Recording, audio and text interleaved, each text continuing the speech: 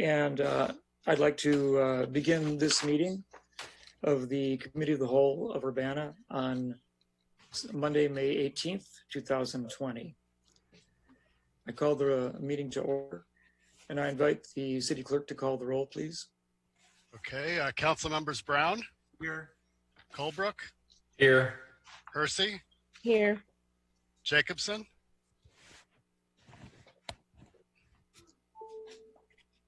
Jacobson. Miller. For him. Here. Roberts. Here. Wu. Here. Mayor Marlin. Here. And it looks like Eric has joined us as well. So Eric, if you... Yes, Jacobson is here. Okay. Very good. Okay, appreciate that. All right, the next item on the agenda is approval of our minutes from May 4th, 2020. Is there any motion on that? Approval of the minutes. Second. Okay, so Jared made the motion and Charisse seconded it. Were there any corrections? Yeah, I have one. Okay, Bill, go ahead. Let's see. On page 2, item 6, talking about the sidewalk in front of the OSF facility. It says a culvert would also be required at a cost of about $120,000. I don't think it's clear that the culvert isn't going to be required as part of this agreement. It says there was discussion about sidewalks. Community Development Director confirmed the OSF would provide a sidewalk in front of the property. And then it says the culvert would also be required at a cost of about $120,000. That culvert would only be required if they connected to the intersection, and that wasn't part of the proposal. So I'd suggest we change that to discussion of connection to the intersection. Suggested a culvert would be required at a cost of about $120,000, but that was not part of this project. Would that work? I think it would. So noted. Okay. All right. I accept that. I suppose we all do. So with the corrections, we have a motion and a second with an amendment to it, correction. Any other corrections? All those in favor of approving the minutes as read and corrected indicate by saying aye. Aye. Aye. Any opposed? Okay, that passes. All right. Are there any additions to the agenda? And I know there are some. Okay, yes. Mary Alice Wu. So I know that we're going to have a presentation tonight from Carol about MCOR. I'm wondering if we should add in a discussion item about that, or if the discussion of the presentation would take care of that. Any discussion by council members? Do the council members want to weigh in on that? Carol Mitten did suggest that the presentation should be added because there is information that's of importance to the community, and she wants to do some clarifications about the MCOR project. I'd second adding that item to the agenda. Okay, so we got Mary Alice Wu made the motion and Jared Miller seconded it. All those in favor indicate by saying aye. Aye. Aye, I also. Any opposed? Okay, so we're going to add that. We're going to add that into the, they'll be a part of public presentations and public input number 5 on the agenda. Dennis? Yes, Diane. I'd like to remove an item from the agenda. That would be number 10, discussion on emergency order status. We don't have it ready yet for discussion at this meeting, so hopefully for next week. Certainly, that makes sense. Okay, the mayor's asked that the item be removed. All those in favor indicate by saying aye. Aye. Aye. All right, anybody opposed? Okay, we'll take that off the agenda. Thank you. Thank you. All right. Any other additions or changes to the agenda? Okay, I don't see anybody raising a hand. All right.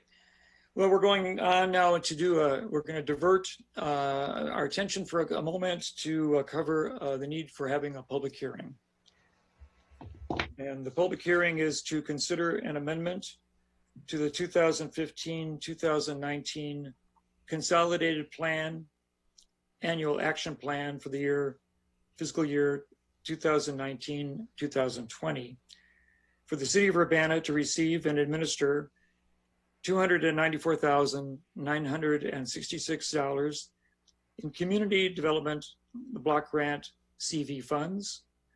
They're known as CDBG funds, from funding from the U.S. Department of Housing and Urban Development, known as HUD, which are made available through the Coronavirus Aid, Relief, and Economic Security Act, i.e. CARES Act. I do have a text to read at this point. The purpose of the public hearing is to provide an opportunity for the public to provide input and comments regarding a proposed amendment to the City of Urbana and the Urbana Home Consortium Consolidated Plan, Annual Action Plan for the fiscal years 2019-2020. Notice of the public hearing was faxed and or emailed to the media, emailed to various social service agencies and citizens, and placed on the Cities of Urbana's website on May 14th, 2020. I now declare this public hearing open, and if anyone desires to express their views regarding the proposed amendment to the annual action plan, please come forward and be recognized at this time. Your written comments will also be welcome.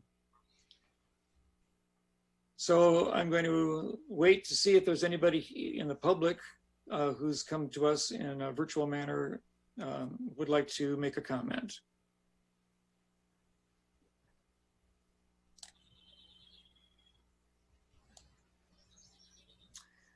Okay, I'm not seeing any public participation at this time. And I have no email correspondence either, Dennis. Okay, so we haven't had any public input so far on this issue. So I guess that means I'll close that public hearing. Thank you very much for trying to participate. Seeing that there are no further comments or requests to be heard, I declare the public hearing closed. All right.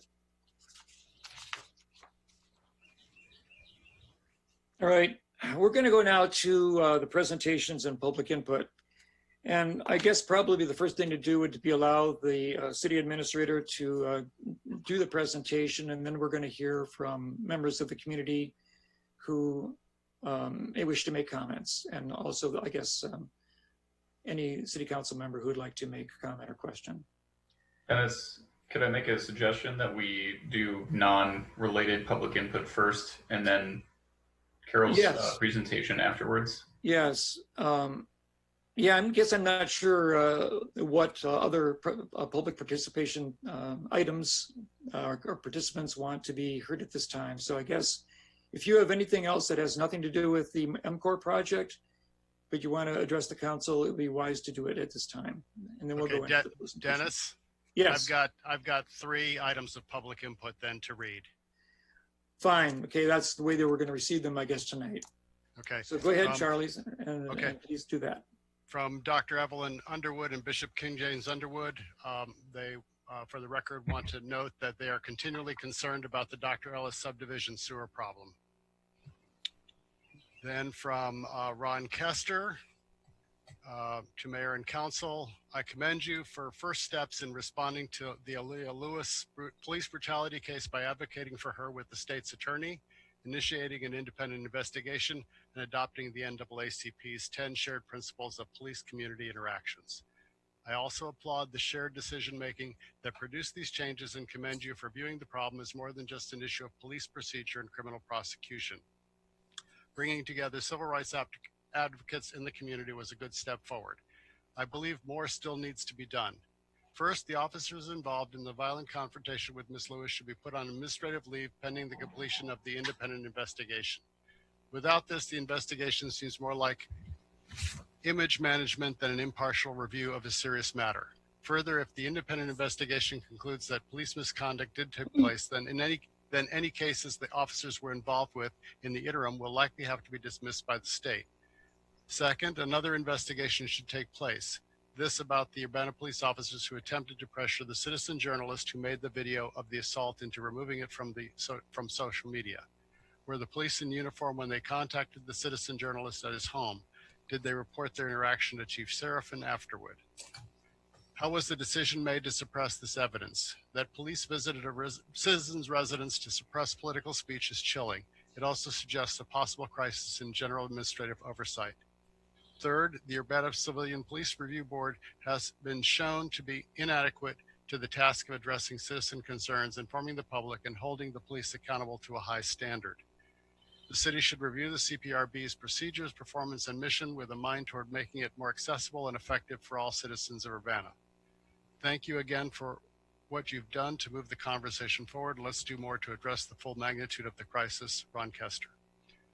And then from Alan Axelrod. Good evening, Urbana City Council. First, a day one demand in reaction to the charges filed against Aaliyah Lewis has been to drop the charges. Let's suppose for a moment that the city of Urbana does not have influence on the charges that Aaliyah Lewis is facing. Then why can't you advocate on her behalf?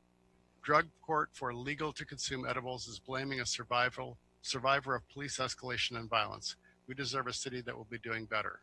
Secondly, there is a petition by the Sierra Club to save the trees on Green Street that current development plans would endanger. If Urbana continues to cut down trees to improve property values, then maybe we should rename the city of Urbana from the City of Trees to the City of Rental Properties. Alternatively, we could make special considerations to preserve the trees or at least demonstrate that effort has been made. Finally, there is a bill to pay landlords rent and to mortgage payments to the bank using federal funds. It is HB 5574 and would also alleviate the rent and mortgage burden of Urbana's residents. This is important because it would free up citizens' funds to buy food and other essential goods. Since Urbana depends on sales and use tax, this would be something that the representatives of Urbana could advocate for. Okay, that is... There was one more, Charlie. Which one? Tammy McDivitt. Geese at Crystal Lake from... right, yes, yesterday. Okay, yes, give me a second, let me get to that one. That one, I actually responded to her and forwarded it to the Park District. So she said, "Dear City Council, as a lifelong Champaign County resident, I would like to take a moment to say that I think the charity harvest is a bad choice. Many of us that have grown up in the area and have come to think of the geese as a natural part of the park. With this being said, I do understand that the geese population does need to be thinned out. Now more than ever, there are so many human possibilities for relocation that the harvest seems a bit drastic. Please reconsider the harvest and seek other remedies." Thank you for reminding me. Okay, I think that now I've covered all the ones that are not related to the... Charlie, there's another one that just came through. Okay. Yes. All right. Go ahead then, Charlie. Well, I can't control the... it's Tracy Chong. You, Jason, or you can unmute her. All right, let's see. Hi. Oh, all right. Hello there. Hi. Sorry. Okay. Hi, my name is Tracy Chong from Urbana.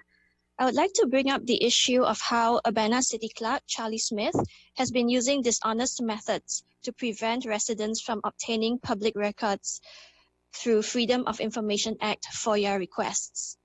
This is a concerning issue as these documents pertain to police officer actions and city as employee conduct. In one example, Mr. Smith improperly categorized me as a recurrent requester so that the city could delay FOIA responses. I appealed his improper designation to the Illinois Attorney General Public Access Counselor, who then questioned Mr. Smith's actions. It was only then did the city admit their wrongdoing. It is concerning that the city clerk, Charlie Smith, the lead FOIA officer for Urbana, does not know the FOIA law and is wrongly using it to withhold public documents. Mr. Smith also has been assigning new FOIA numbers to cases where I send follow-up emails to check for documents that were omitted from my initial FOIA request. Also, another tactic to invoke the recurrent requester designation. There have also been instances where Mr. Smith has declared a FOIA request burdensome and then imposes his own rules to how a requester narrows the scope of the request. I would also like to remind City Council that Charlie Smith is still refusing to release complete body cam footage for all officers in the Aaliyah Lewis case. Why are only selected portions of the body cam footage released to the public?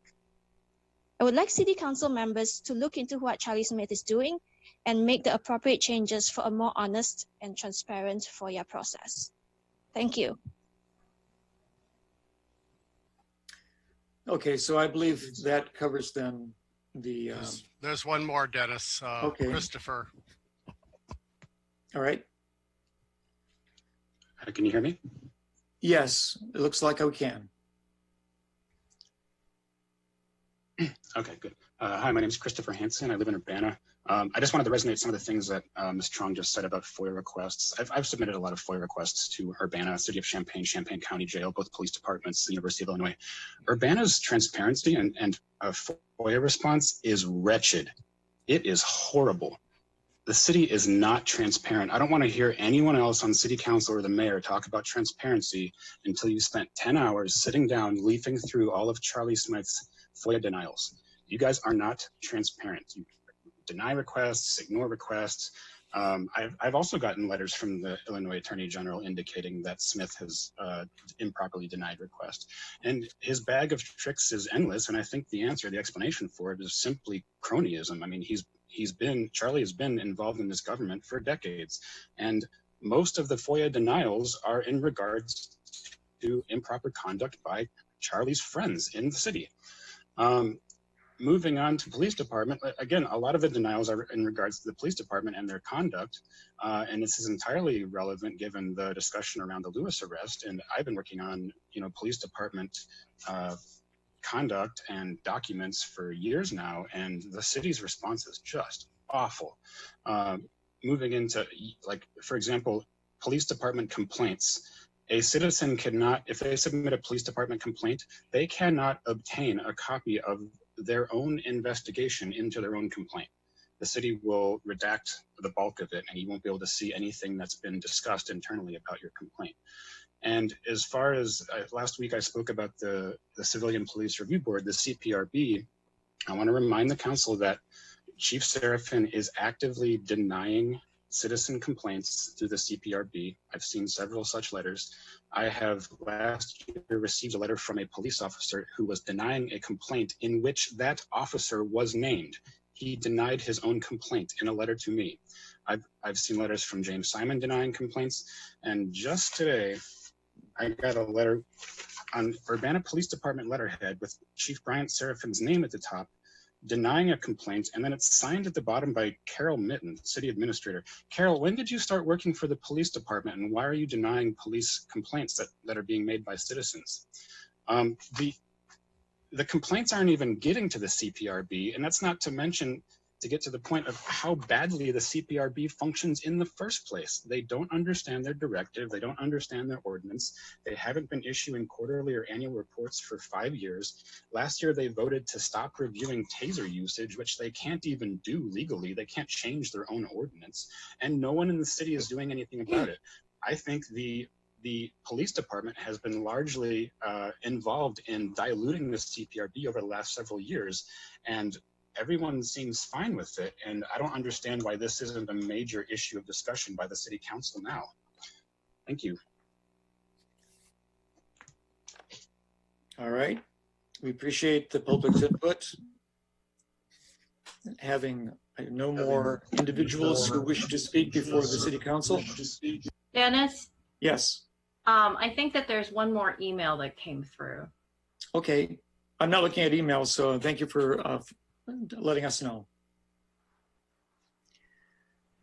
And Charlie, are you receiving that as well? Yeah, that one's related to the Green Street, I believe. The last one I got, I'm looking at the latest one, which was from Alan Axelrod. Okay. All right. So we're only covering currently the Dennis, yes. there is one from Dr. Evelyn Underwood. I got that one at the very beginning. Or does she have something else? Oh, I didn't hear you read it. Sorry. Okay.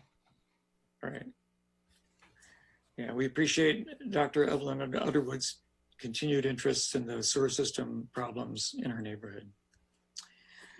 All right, so we have a conversation coming up now concerning the MCOR project. And Carol has prepared some statements and a presentation of sorts. So Carol, I guess I invite you to make a presentation and then we'll have public comment. Okay, thank you very much. And I'm going to have some help on this presentation. But we're actually really happy to be able to do a deep dive into the efforts that we've made as part of the MCOR Phase 5 project to preserve trees. Because over the past few years, while the project was being designed, there were, staff really took pains to minimize the number of conflicts between the infrastructure to be installed and healthy trees.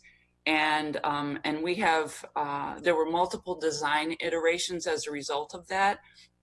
And I really want to give credit to two employees that are no longer with the city who really spearheaded these efforts. One was Mike Brunk, our former city arborist, and the other was Craig Schonkweiler, who was the assistant city engineer for transportation, who worked really hard and did multiple design iterations to minimize the conflicts.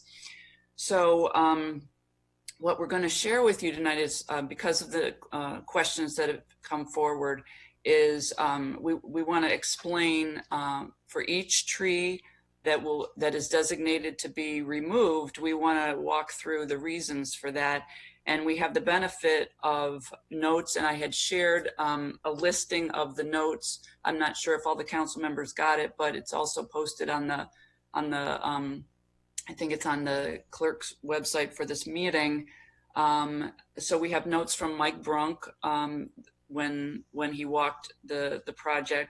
We have notes from our Davy Tree Keeper inventory, which those notes are from 2013, but they're informative. And then Kevin Sanderson, who is the current city arborist, personally re-inspected every tree last week.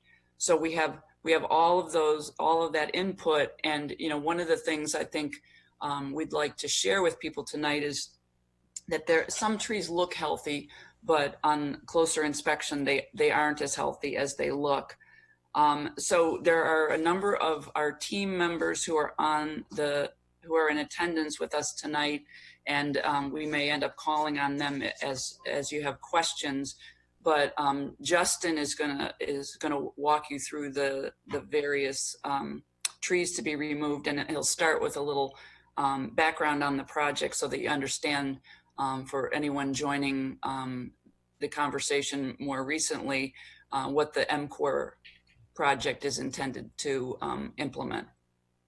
So I'm going to turn to Justin Swinford now. Welcome, Justin. All right, thank you. I'm Justin Swinford, civil engineer for the city of Urbana.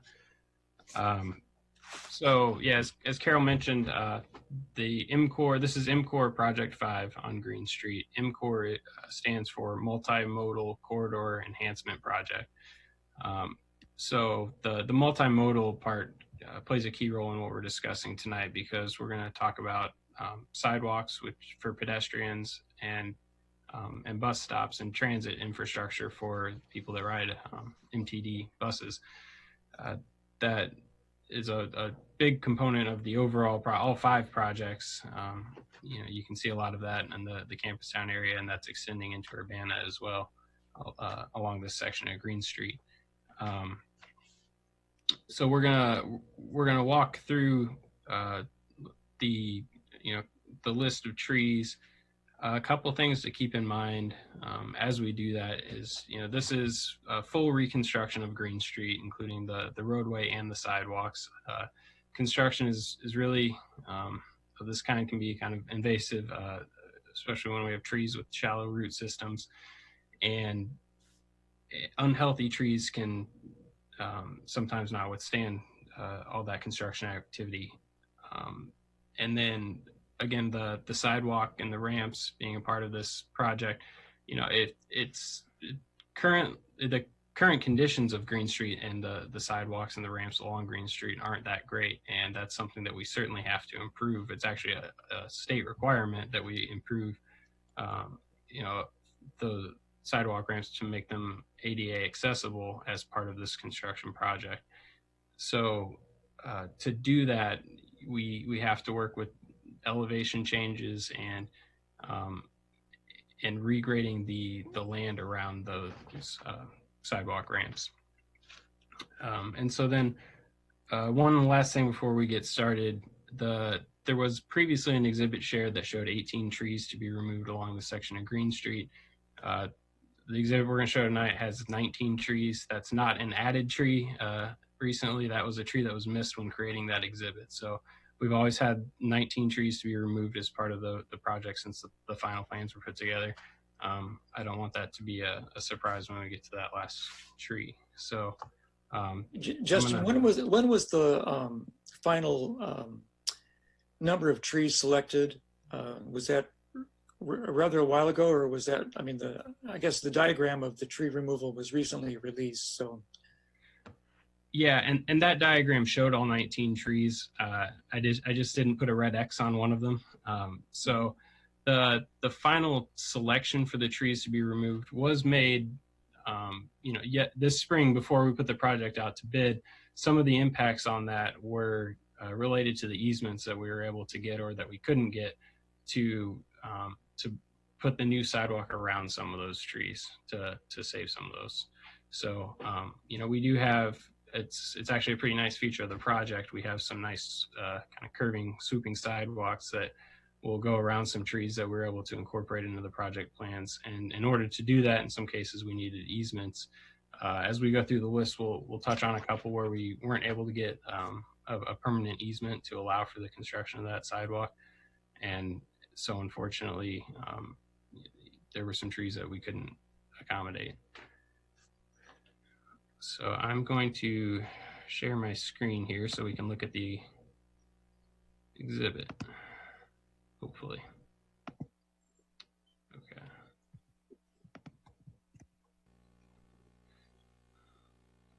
Okay, good. Okay, I'll try to make that as big as possible here. Okay, so hopefully you can see that. So we're going to start on the west end of the project. This is between Lincoln Avenue and Busey. So trees number 1 and 2 are shown on this sheet.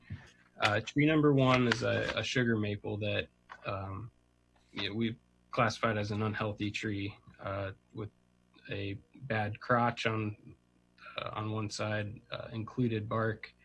And I'm reading from Kevin Sanderson's notes, so I hope this makes sense to some people. Soft root flare on one side and a hollow sounding trunk with a hammer. And then I'm going to go straight to number 2 here, which is also an unhealthy tree in major decline. Trunk completely hollow, very limited holding wood, failure, high risk. So trees 1 and 2 both are located where we have our enhanced bus stop. So that's a new bus stop with a large shelter and the MTD kiosk that'll eventually go in on the project too. So this is our biggest bus stop along this stretch of Green Street and one of the major transit improvements for the project. So we'll go now to the next sheet. Tree number 3 is a tree that's going to be susceptible to bad weather. It's a Siberian elm that is susceptible to ice or wind, and it also has a major lean to it. So it's this one. It's not just leaning over the street, but it's actually leaning away from and kind of encroaching on a really nice tree just to the north of it. So that tree was the Siberian elm was removed in favor of the healthier tree immediately to the north of it. Tree number 4 is a sugar maple that's unhealthy, it's a declining tree with major trunk damage. This one is also relatively close to the sidewalk ramps at the intersection of Green Street and Kohler Avenue. And then the last one on the sheet, number 5, is also a sugar maple that's unhealthy and declining. It's got a major trunk wound on one side. And I guess just to stop here and you know, we've mentioned so far a lot of unhealthy trees or susceptible trees. These are the trees that we would be concerned about. Tearing the sidewalk up and the street up around those trees is going to do major damage to an already declining or unhealthy tree.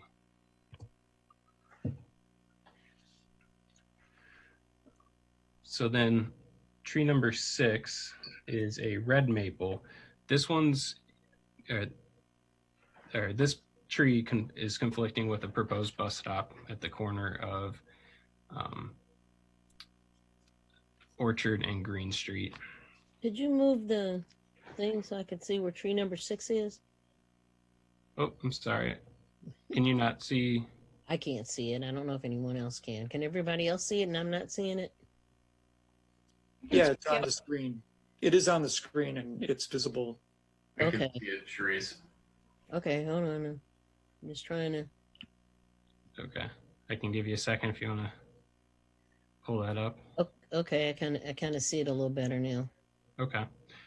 Okay. So Thank I was you. saying this tree is a red maple. It's conflicting with a proposed bus stop. The location of that bus stop was considered, and you know, in order to save this tree, it was possible to move that bus stop a little further to the west. But as you can see here, there's another tree that's in a better condition that can be saved by putting the bus stop closer to the corner. So this is a case where a bus stop was to be added at this intersection, and it was conflicting with a couple trees.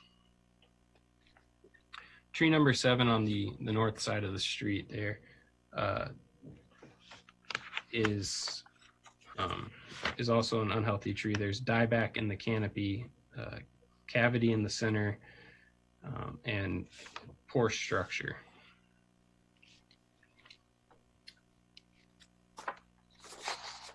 Tree number 8 is a sugar maple that's declining. It's actually dead at the top, and there's a cavity at the root flare.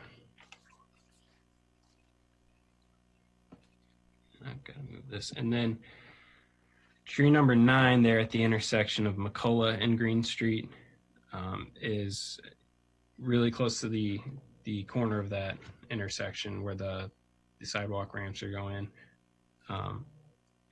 And there, the notes here show that that's a very unhealthy tree as well. It has a hollow sounding trunk, and this is the tree actually that has bees in it.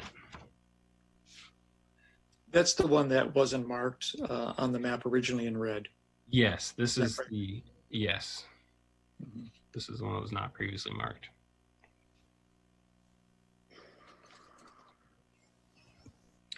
So moving to the next page here.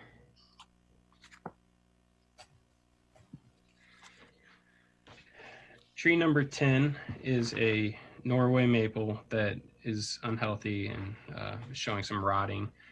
It's also, as you can see here, really close to an existing driveway. So as part of the project, we're replacing the driveway approaches within the right-of-way, so between the sidewalk and the street. And when that driveway approach is replaced, that's going to be really close to the tree. Tree number 11 is a Siberian elm, I believe, that is showing some bacterial wetwood and some dead wood. So that's considered an unhealthy tree. And then trees 12 and 13 there at the corner. So those are in conflict with the bus stop. However, both of those trees are unhealthy trees, and those are the first we show with a hazard rating, actually. So a hazard rating of 7, which is out of 10, which means that there's significant potential for those trees to fall, or parts of those trees to fall. So given that those trees are hanging over the sidewalk in the street, that's certainly something we need to address. And then, and those trees are both silver maples. Tree number 14 is a sugar maple that also is unhealthy, and we have a hazard rating of 6 for that tree. You'll also notice that tree is really close to the intersection, and it would conflict with the sidewalk ramps to be replaced.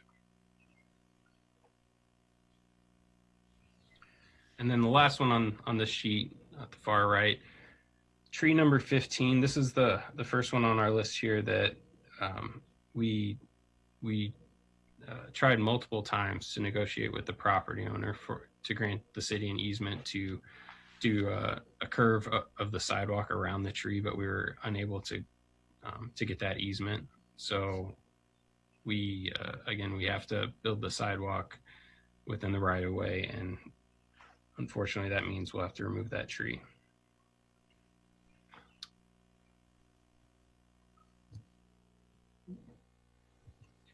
Oops, sorry about that.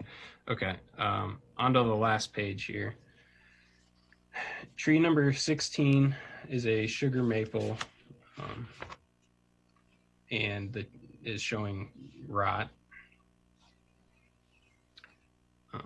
That one's also very close to the driveway there at 303 Green.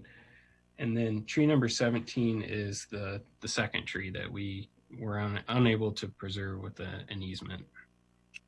So that one's really close to the existing sidewalk. The new sidewalk will go pretty much in the same place that one exists, and that means removal of the tree. And that was a tree in front of Tom Bruno's law office. That 301 West Green, yeah.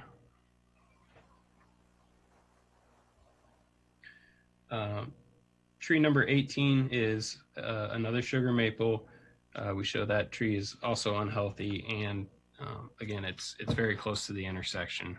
So there's a significant conflict with the ADA ramps to replace that. They're to be replaced there. And then finally, tree number 19 on the north side of the street. This is right in front of the Urbana Free Library. That's a tree that's just currently planted in a space that's really too small. It's not shown here, but the plans for the sidewalk to be replaced actually show a taper down of the sidewalk to accommodate 2 trees just to the west of it. So you can see those trees on this plan within that parkway. So we were able to actually make a little bit more space to accommodate those trees. But tree number 19 is where the curb actually starts to taper out for the intersection of Green Street and Race. So the new intersection will be a similar shape, but the curb starts to taper out here, and that's just going to push the curb too close to the sidewalk. So even with a 4-foot sidewalk there, we wouldn't be able to accommodate that tree. So the tree is planned for removal, and then we'll actually be able to taper back out to a 5-foot sidewalk once we're past those other 2 trees.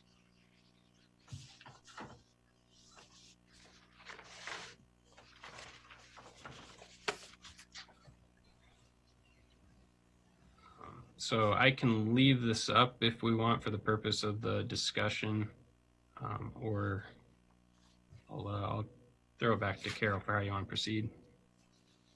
I think there was public input. Well, we do have a lot of public input on this. We could take that now, I suppose, and also, I guess, if council members would like to then comment afterward or after hearing public input, that's appropriate, I guess. So I'm locked up here in shared screen, but I can exit it, I assume. I can stop sharing. Okay. I mean, we can always come back to that, but allows us to see people who had their hands up. I do see the first one being Cynthia Hoyle. So we'll unmute Cynthia. Dennis, why don't we start at with the emailed ones first? Yeah, the written ones. All right. Yeah, I guess that makes sense, and I appreciate your guidance on that. Okay. Yeah, the first one that came in was petition from Laura Haber, which you told me about, or you have the contents on that one. Do you want to go further on that? Because I don't have the current status of it. Well, I don't know what the current status of it, except I don't know. Does Laura Haber want to make a comment on this, or I can share what I have relating to that. So there was a public petition posted on the couple of websites, listservs that listed concerns about the tree removal, and a significant number of community members contributed a comment or voted, or whatever you'd like to say, to saving trees on Green Street. And according to what I remember from around 5:15 or so, the number of responses was 560, 555, something like that, people who responded. Of them, 45 people left comments, and I could read a few of those. These are petition signers. Please help save the beautiful canopy of trees along Green Street. They make the area cooler and healthier, by Alice Engelbretson. It will take more than 50 years to replace a mature canopy that will be lost when these trees are chopped down. That was Laura Haber. These beautiful old trees are one of Urbana's most valuable and most widely loved and appreciated assets. The removal for concrete bus platforms could create an implacable loss and irreplaceable loss and a soulless landscape along Green Street. The Urbana city staff needs to stop building our city with chainsaws and bulldozers alone and make respect for nature and its healing effects on the human soul part of the design. Lona Matkowski. These trees are beautiful, part of Urbana, and should be possible to build around them, by Andrew Stetzler. Please do not remove beautiful and healthy older trees. We need them. These trees are what makes the Green Street between Busey and Race so beautiful. You will lose so much character if you remove them for bus platforms. That's from Emlet Turner Condell. Mature trees like these sequester more CO2 than immature ones. It's environmental irresponsible to remove healthy trees, mature trees like this. Do not mention the fact that the presence of such trees is healthier for local residents. Check the research before you proceed, from Penny Lundquist. I have had a good experience with the city of Urbana and tree removal replacement in the past, and I hope that they can work with the homeowners all along the way to save as many trees as possible and make solid plans for replacement.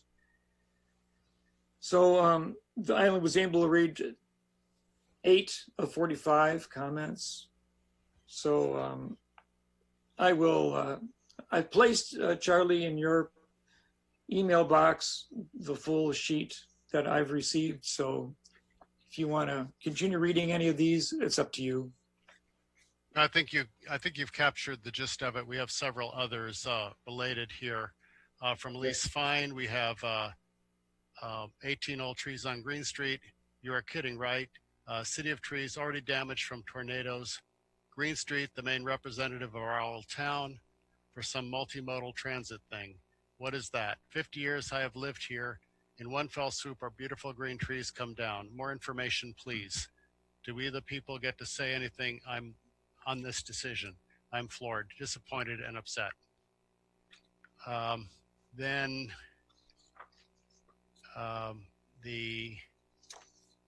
The last one I have is from Cynthia Hoyle, and she may want to speak for herself. Right. I would, before we go to Cynthia, I'd like to read one more because it addresses a question that came up in the presentation. If it is a matter of us getting egress rights, please know that many of us know the property owners on Green Street and may be able to secure these agreements. And this is provided by Daniel Chenoweth. All right, so we'll post the rest of these in the city minutes. However, there's quite a few that of people who probably would like to have theirs read. Okay, well, let's go to Cynthia Hoyle. And we'll start taking public comments. Thank you, Council Member Roberts. As you said, my name is Cynthia Hoyle, and I'm a transportation planning consultant. I live in Urbana, and I was involved with the grant process that funded MCOR over many years. And I would like to start by saying thank you to the City of Urbana for all of the support that you've given in staff time and in funding over the last several years. I just wanted to reiterate the goal of MCOR is to provide a balance between all modes of transportation to address pedestrian access routes, bike lanes, transit efficiency, and vehicle flow, and to reduce potential conflict areas. We were trying to expand mobility choices and increase user access to employers, education, healthcare, and other services. Also, creating complete streets was part of the project, and we were looking to improve each corridor with design components to allow for better travel by pedestrians, bicyclists, transit riders, and vehicles. And this includes enhanced bus stops, pedestrian amenities, and accessible curb ramps according to the Americans with Disabilities Act. Urbana is a tree-loving city, and anytime we remove trees, it is heartbreaking. I have a yard full of trees. I love trees, and the staff and the citizens involved and the property owners went to a lot of effort to try and preserve many of our beloved trees for this project, as was pointed out. However, creating a safe and accessible system for our residents and visitors who have mobility devices and use them like wheelchairs and walkers was the highest priority. And this project provides us with a unique opportunity to address those issues in our sidewalk system and provide better mobility for everybody. The trees that are being removed on Green are going to provide space for much needed accessible and better sidewalks and ramps so that those with mobility challenges and those who have vision issues are going to be able to use the sidewalks more easily and more safely. 2 bus stops will be improved to allow people to board without having to go into the street. This makes it safer, particularly for people using wheelchairs. There are always trade-offs, but providing for the members of our community who need better infrastructure to walk and roll is a high priority. And it's one that we're addressing with this project. And I want to really thank you all for all the support that you've given to this project. I personally am greatly looking forward to seeing this project implemented. As everyone knows, Green Street's in pretty bad shape right now. The sidewalks are in bad shape.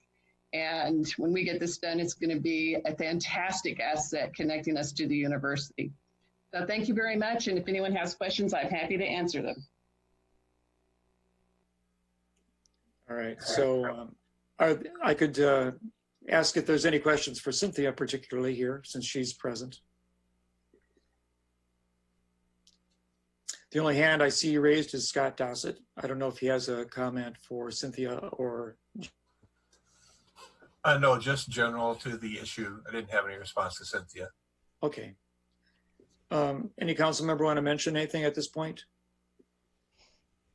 Okay, well, we'll go on to continue with public input. Scott Dossett, you want to continue then? You're the other person who had to be raised. Yeah, thanks, Dennis, and thanks, council, and everybody else for all you do for our city. I've walked this whole area here and essentially agree, especially with some of the life safety concerns as noted by the city arborist. In general, I was kind of shocked about the condition of several of these trees, and I think it really causes us to kind of challenge ourselves. I mean, it's one thing to call yourself a tree city, and it's another thing to provide adequate funding to an arboriculture crew that could provide timely and scientifically based pruning techniques to prevent some of the damage that is evident on all of these trees. You know, we love these things, but it's very similar to some of the rental properties in my neighborhood where we use them and we use them and we use them without valuing them. And then we get what we call a wear down and tear down scenario. You know, the house, or in this case, the trees become of little value and or dangerous. because they just haven't been maintained. So that's a plea for your arboriculture budget, I guess.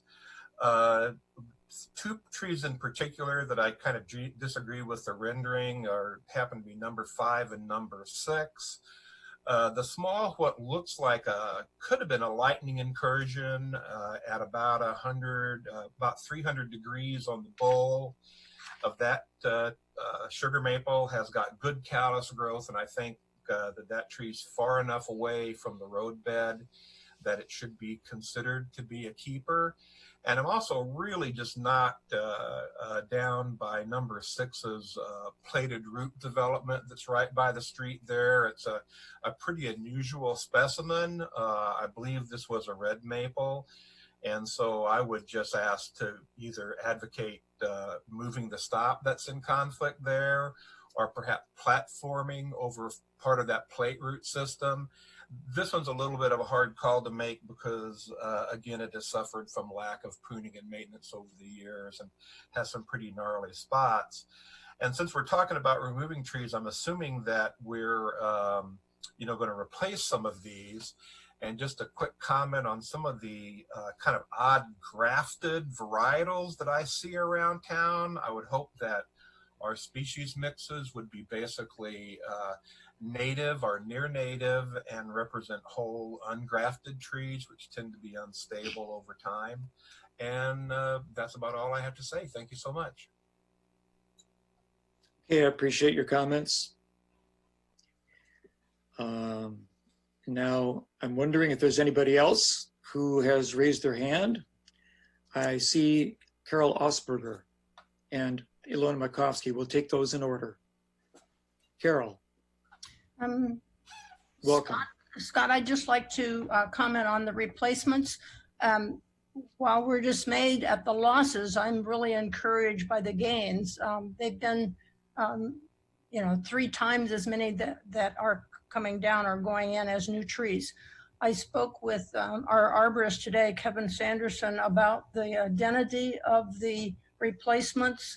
The Urbana Tree Commission this last year has put forth a policy that for the next 10 years, all tree plantings will be by native species unless requested differently by the homeowner or site conditions don't allow it. So while the current specifications that we're looking at indicate some non-native trees, those are going to change prior to planting so that they will all be native species. And Carol, you're the chairperson of our Urbana Tree Commission. That's correct. Mm-hmm. Okay, thank you for your comments. All right. Ilona Makovsky, would you like to speak? I'd like to speak, but before that, actually, really, I have a question to Miss Cynthia Hoyle. And my question is with respect to the bus stops. There are 3, platforms to be built, reading platforms at bus stops. I am wondering if these platforms can be moved so the trees that are now in the way of these platforms don't have to be cut down. I noticed at 601 there is a beautiful tree, and on both sides of that tree there is plenty of room for whatever 6 foot, or I don't know the size of these platforms that you are building. Room for those platforms. Why do we have to cut the tree down? So my question is, can we move the bus stop so the trees can stay actually at all of these places? At 301 in front of the Bruno office, there are 2 huge trees, and in between these trees there is plenty of room for a platform.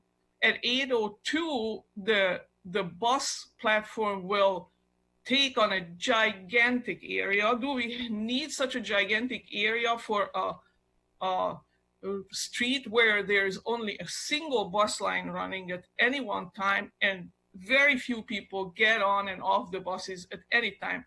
I don't have a car and walk and take a bus everywhere I go in town. So I have decades of experience, both here and elsewhere in the world, riding buses and walking.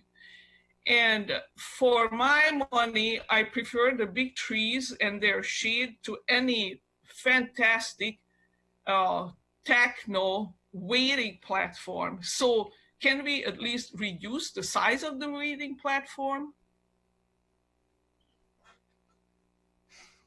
So I don't know if Cynthia Hoyle wants to answer that, if she's listening.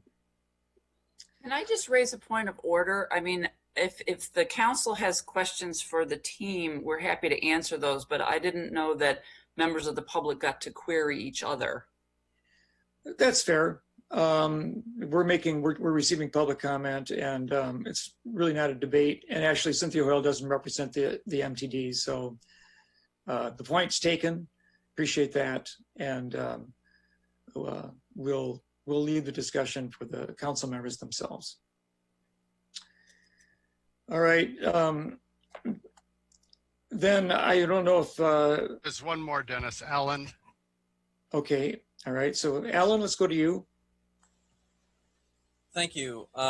So the emphasis on disability accessibility is commendable and 100% important for this project. I'm actually a fan of the project, and I really appreciate that you walked through the existing rationales so that people who want to explore it, even in a tactile sense, can do so.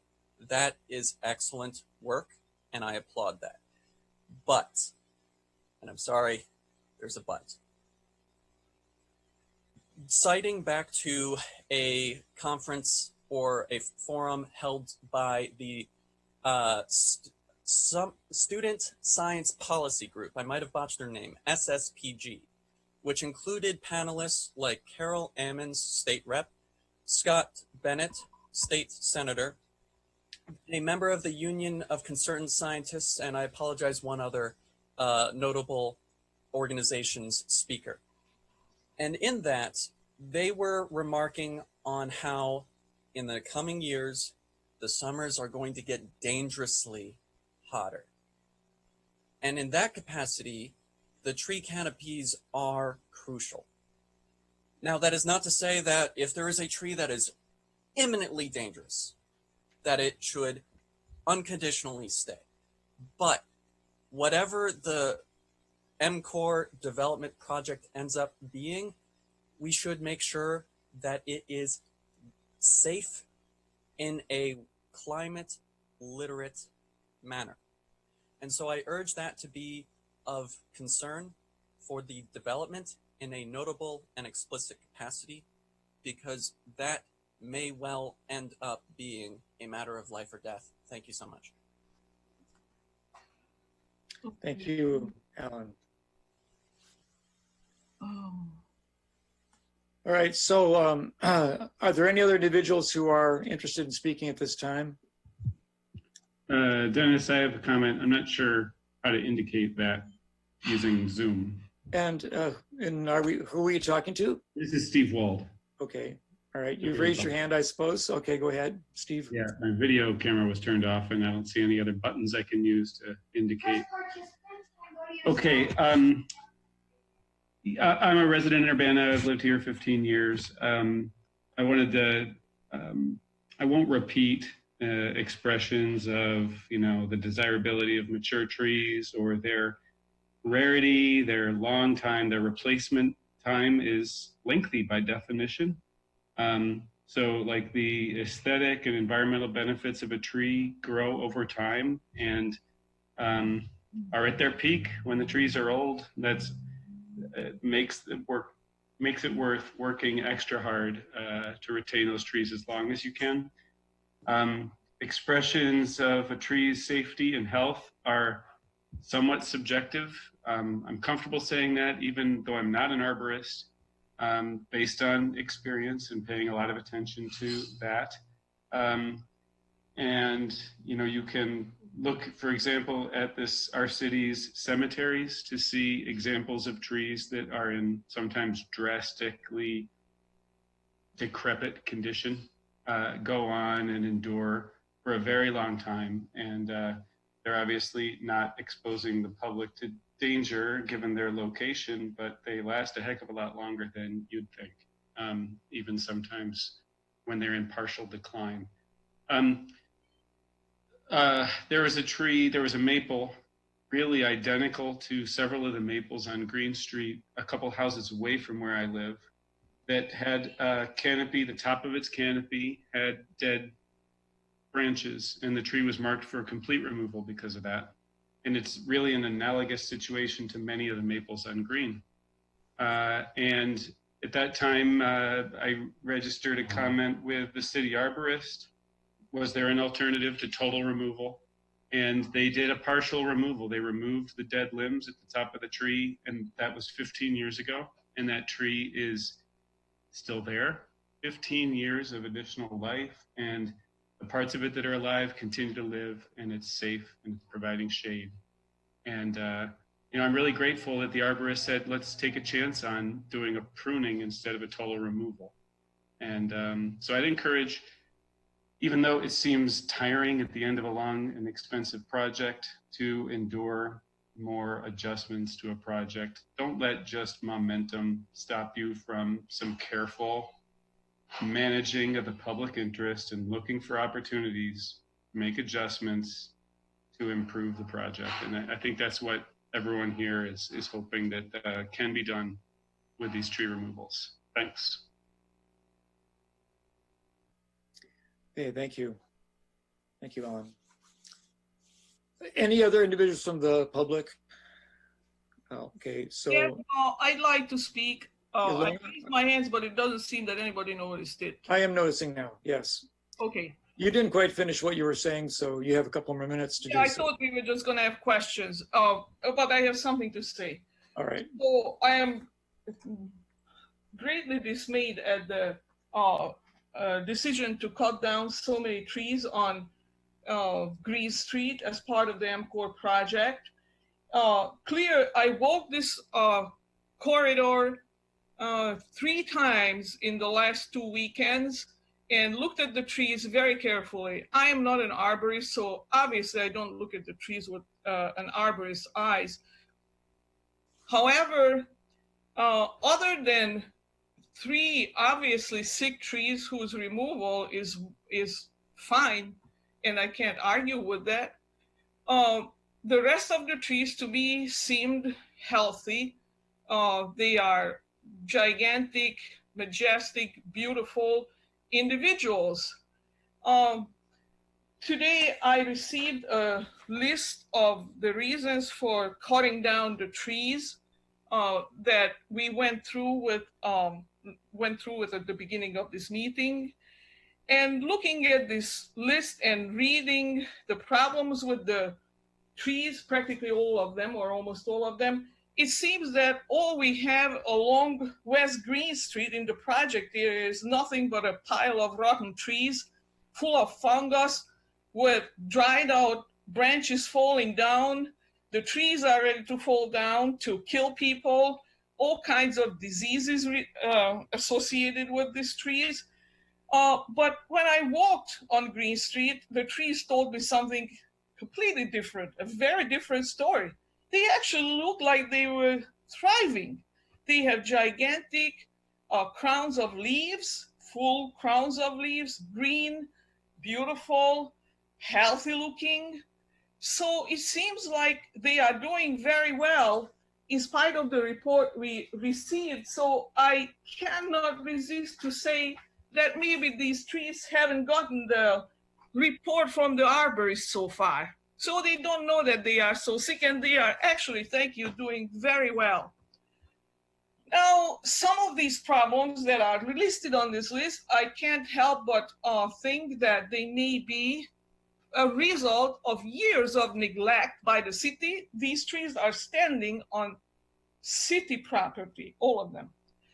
And this project, the MCOR project, the planning process started at least 6 years ago. I don't exactly know how long ago, but probably, I assume for 6 years at least or longer, the trees were neglected and so developed dry branches and fungus and blah, blah, blah, blah, blah, many different things that weren't there chopping up right now for wood.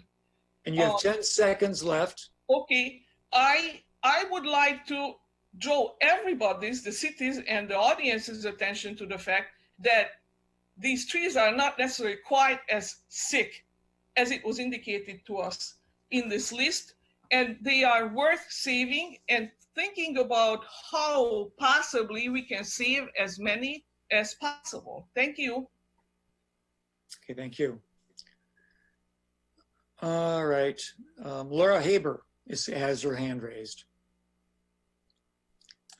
Hey, Hi, thank you for taking the time to explain about each tree and about the rationale for cutting down each tree. And I also would like to say that I do support overall the MCOR project and improving accessibility and transportation along Green Street. And I also am concerned about the trees, and I understand that there are often conflicting ideals of what we'd like, and sometimes there aren't easy answers when there are conflicting ideals. And I would ask the City Council to take some time to look at this and to re-examine each of the trees and see if there's any chance to save any of them. I know that people have already put a lot of effort into that already, but this is the first that many of us have been able to see what's happening for each tree. And you know, I've only had a few minutes to look at this list and see the situation for each tree. And also I have a question, and I absolutely don't know the answer to this, is whether the Tree Commission had any role in giving input on each of these trees. Thanks. Okay. We don't have a representative of the Tree Commission, except for, I don't know if Carol is here, but maybe Carol Mitten would like to comment on that. I don't know. I would actually like to clarify a few things and maybe just wrap up, if I could, sort of our presentation before the council asks some questions. Could I do that? I think you could. Okay. So I'll start with the last thing, which is I don't believe that the Tree Commission had any input as to which trees would be removed as part of the MCOR project. One of the reasons why we thought it was important to walk you through the decision making around each of these trees is to reinforce what I could say and will say to you in words and have said to you in words about the extremely careful process that was used in designing this project to minimize the impact on healthy trees. And so this idea that things need to be revisited, I want you to really understand that the work was painstaking and there were multiple iterations of the design. The design resulted in numerous instances where the sidewalk would be, we hoped that the sidewalk could be routed onto private property and in order to save trees. And we were successful in negotiating many of those easements, but unsuccessful in 2 cases. So that, and I have to give a shout out to Dan Rothermel, who is absolutely integral to getting the easements negotiated and finalized, although we had lots of help. But Dan personally negotiated multiple design iterations with a particular property owner. And I'm saying all that to you to say we have really, really tried. The other thing I just want to reemphasize what Justin had said, which is it's not the condition of these trees alone. It's that we will be impacting these trees negatively during the construction process, and they are not up to withstanding that impact. So it's not just, oh, these trees are in bad condition and they need to come down on their own. But for this project, we wouldn't be targeting this number of trees for removal. It's the combination of the condition of the trees and the impacts of construction, either construction alone or because there's an improvement to be installed there. And then finally, what I would like to, well, actually, I have two more things. One is I don't believe, I just don't want there to be misinformation, because I talked to Kevin Sanderson. Also, there's this, I'm going to call it a policy / recommendation / guideline that Mike Brunk developed with the Tree Commission regarding replacement species. And I don't believe it's 100% replacement with natives. I believe that it is 75% is the goal. We will achieve that goal of 75%. And that was my latest conversation with Kevin. And then finally, I want to say, you know, this project is under construction. We are the last. If you think of the phases of this project as a relay, we are the last leg of the relay, and we have a responsibility to carry the baton to completion on time. In order to do that, we have to achieve substantial completion, which is all the major construction by the end of this construction season, or we are imperiling a federal grant worth millions of dollars. That's our responsibility to get this project done. We talked to the project team whether, after this issue came up after the project meeting last week, without jeopardizing the schedule, could they hold off on removing any trees until this meeting tonight? And they were able to do that. Any further delays are going to imperil our ability to meet the construction schedule and will put that federal grant at risk. So I just want you all, I want you to understand how hard we have tried to minimize the conflicts with healthy trees. I want you to know how many people have been involved in that, how many design iterations have been involved. And now the project is under construction and there is extremely limited opportunity for any further accommodation. And I'm happy to answer questions now. So, all right, I see the mayor raising her hand. Myself. I do want to emphasize the fact that we are going to be planting probably 47 new trees along this corridor, and with a much bigger mix of native species. So in the long run, their chances of survival and thriving in this climate are going to be better than some of the species that are there now, especially when you look at the silver maples or the Siberian elms, which are, you know, and that sort of thing. So we have been planting trees all over the community. We've been fundraising for the past 3 years for tree planting. We received a grant from the Morton Arboretum for over $14,000 for tree planting. The Urbana Rotary Club has been incredibly generous, as well as private individuals and who have donated money. We are committed to trees in our tree city, and I don't want anyone to be saying anything else. And I know we all love our trees, but this project, as Carol pointed out, is phase 5 of a project that probably started over 10 years ago, and this street will become the main connecting street between campus and our downtown. And the fact that it's going to have curving sidewalks from Lincoln to Race is going to make it unusual in itself, and that reflects our commitment to saving as many of the trees that we possibly could that could stay healthy after and through and after this construction project. And I have to again hand it to the staff who've worked for the past 5 years to modify this project multiple times and look at every single option along the way. And I appreciate our current and former staff for doing that. All right, so let's have other questions or comments. And we have one now from Mary Alice Wu. I thank you for providing such a detailed list of all the trees, all the rationale behind removal of those trees. I have a couple of questions.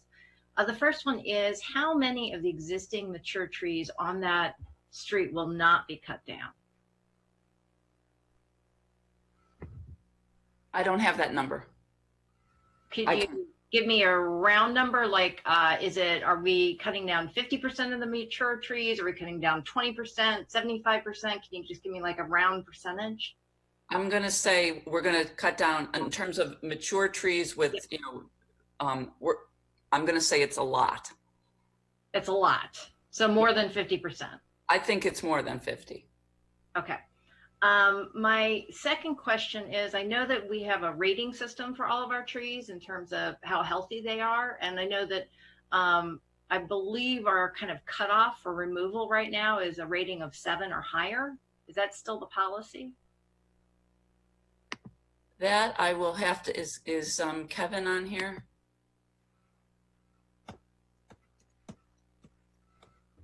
I think he is. I don't know. Can you hear me? Kevin, are you on? Yeah. Can you hear me? Yes. Yeah, our rating is 7 or higher. We start at the 9s and 8s to remove anything 9 and 8 hazard rating. Then we work down to 7s.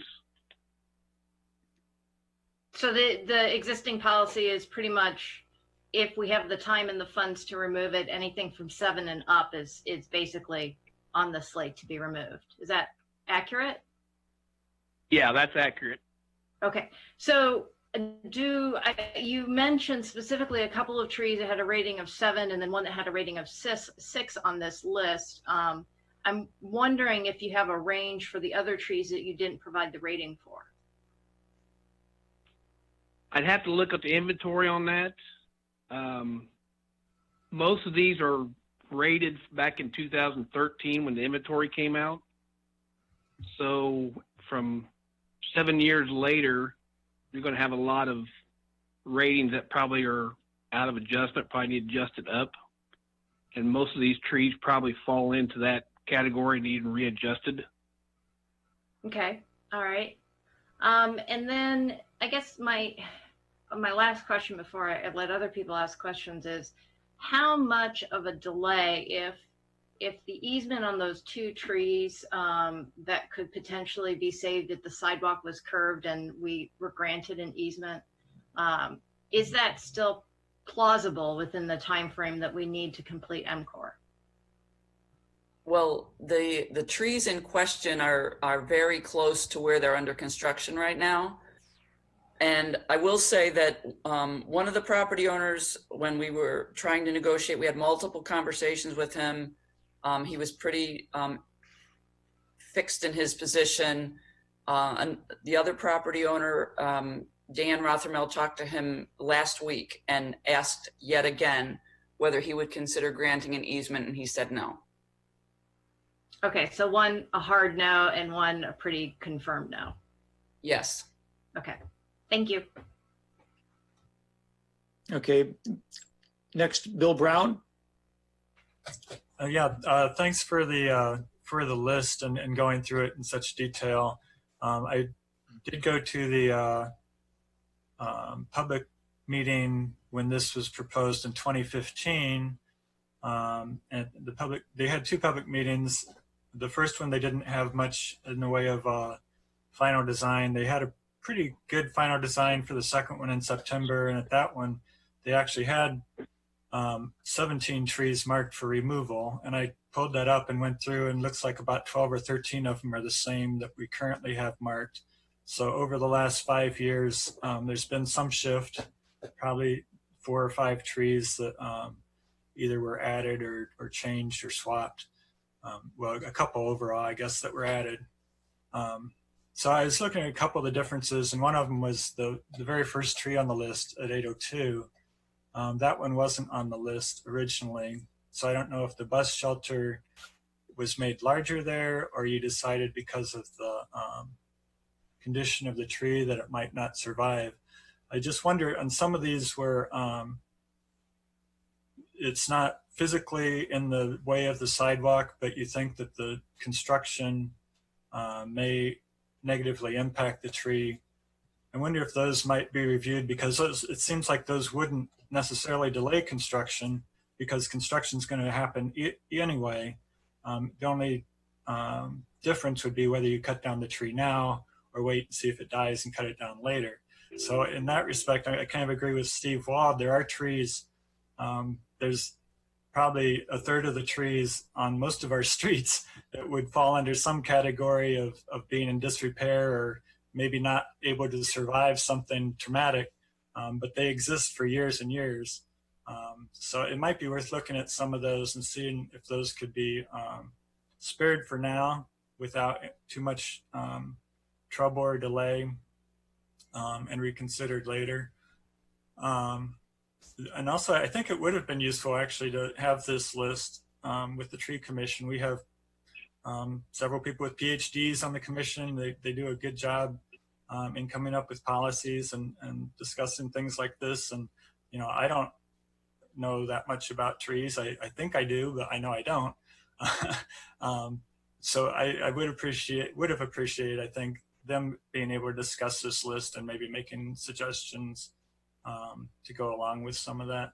But I appreciate the need to continue with the project. I walked the stretch a couple of times. I went up there again tonight, and I noticed that the tree in front of the library there, where they've already dug out the street, the first one to be removed on the east side, is still there. I was a little surprised to see that, because I thought, well, they've already you know, kind of dug out for the street there. But that's really, I think, the only place where the street itself is being widened. As part of this project, that was one of the goals, was not to widen the street. It was to remove the parking to make room for the bike lanes. So the street itself is pretty much in the same position, but I guess the sidewalks being replaced and some of that will be widened. So I understand that it can have an impact. But I just wanted to throw that out, that maybe some of those trees, if they aren't physically in the way, you might be able to delay removal. Thanks. Okay, thank you, Bill. Any other city council members? Okay, Eric Jacobson. So like many other people, I'm not a tree expert. My view of this is, however, colored by the fact that we had a near-death experience with a beautiful silver maple in front of our house on the city parkway, which unfortunately had a hollow trunk. And when it came down in a windstorm, it just barely missed crushing one corner of our house. It broke off high enough from the ground. So when I hear silver maple, hollow trunk, and when I hear that repeatedly, I think maybe it's okay if they get replaced with something else. I'm going to guess that I looked at Google Maps quickly to try to estimate how many big trees are along there, and it's probably somewhere in the 40s, I would guess. I couldn't quite count them that quickly. So maybe the 19 is a little bit less than half. But hopefully it'll be a greater variety. I think that philosophy of tree planting has changed. People used to plant monocultures, and now they go for much, you know, an informed opinion goes for much greater variety, and that's good. I think growing young trees are pretty good CO2 extractors. Can you remind us again how many trees you will plant? There will be 47 replacement trees planted. Okay.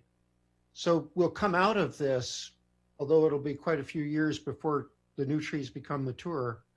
Hopefully we'll come out of this with a better tree cover than we have now. It'll, you know, I'll be long gone, but that's nice to think about. I think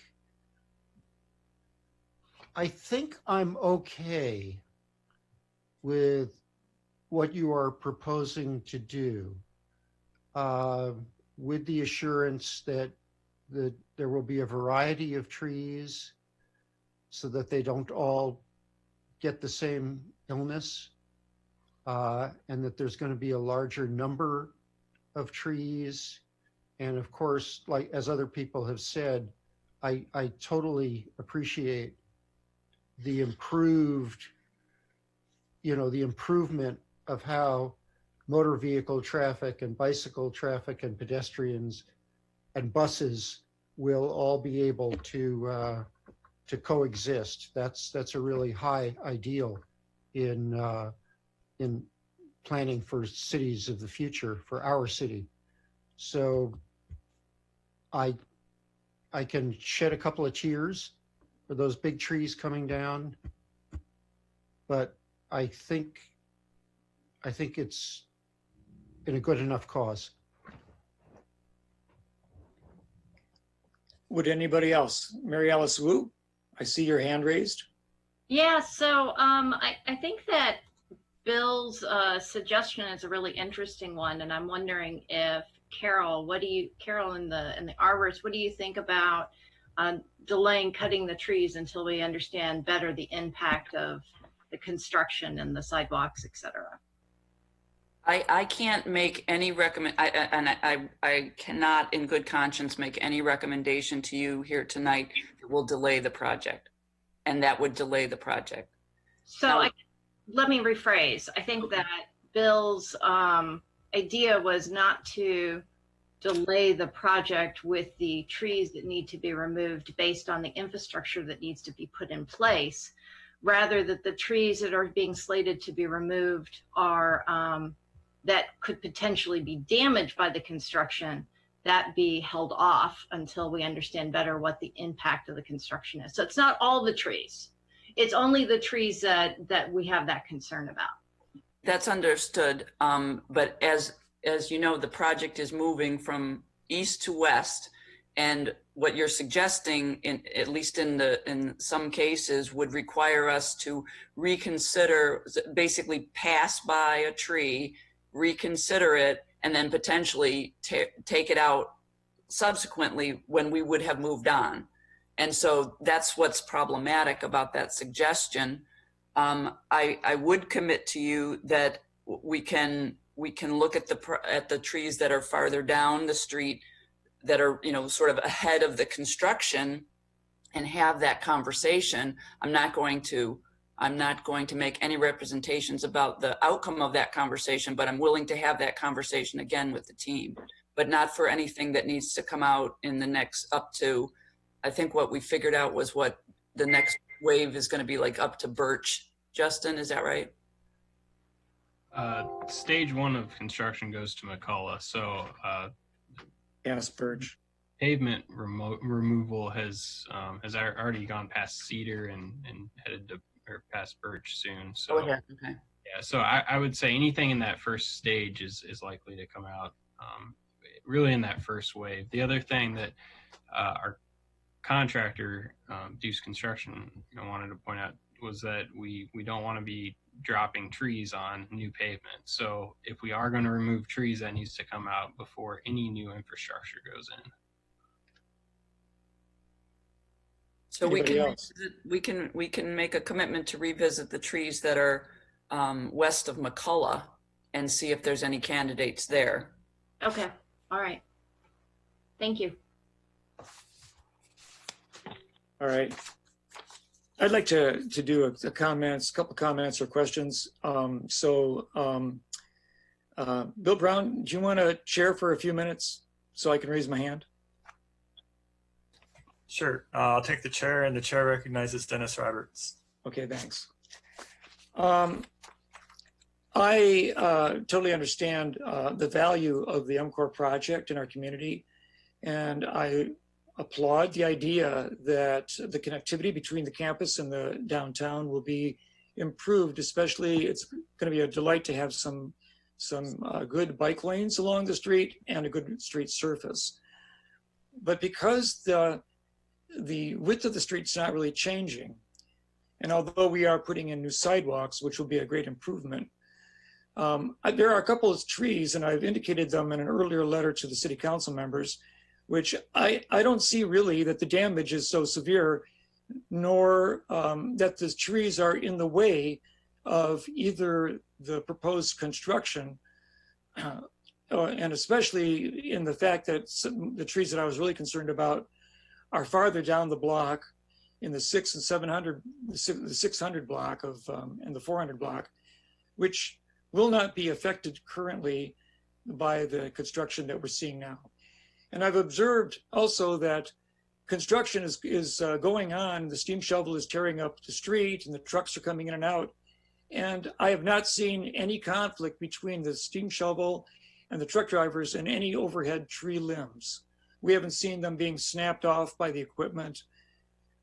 So when the choices come to take these trees down before the cement is being poured, and I think that we're going to be seeing the creation of the curbs and the gutters before the cement is being laid out, it seems to me that we have probably 2 or 3 weeks that we could actually revisit the trees that have concerned the community the most. So, I mean, I would recommend that. I like Bill's proposal. I appreciate Steve Wald's comments and Scotty Dossett. Scotty Dossett is a forester. He has a degree in forestry and has advised and worked with the Park District for several years in Burns, at Meadowbrook Park and other places. He's done the removal of invasive trees and brush in the Park District. He and I walked to the street about 4 days ago, and we evaluated each individual tree that was being considered. And there were 3 trees that he thought didn't have to come down at this time. He didn't see any real reason for it. And there are, slight blemishes on some of the exterior bark, which he noticed were growing back. It seemed the tree was actually healing itself. And as far as he mentioned the elaborate root system that was at 411, I believe it is, Green Street. And he said, well, all you need to do here is just build a deck over the roots and let the tree live, and you could still have your bus surface, you could still have your bus stop. So you just have to be more creative in your solution to maintain the trees. The last thing I'd like to point out is, that I wouldn't mind having maybe a few more days or maybe until next Monday to put together what I think would be a cogent reason for reconsidering some of the tree removals. And I'm not against several of them because they're obviously ready to go. But we have our own database, which is a valuable tool to evaluate the trees and their value in the community. And I'd like to put together a presentation for the city council members to consider before every single tree on the list that we've seen as marked in red X is actually cut off.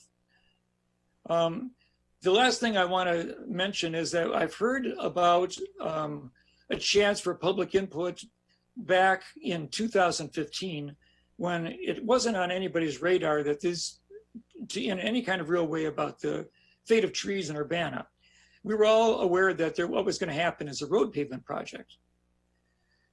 Well, now the public the details of which trees are coming down was only released about 2.5 weeks ago. And the public is looking at it and they have a lot of concerns. And there's been a petition signed already by perhaps by now, 600 individuals in the community and near the community about the tree removal.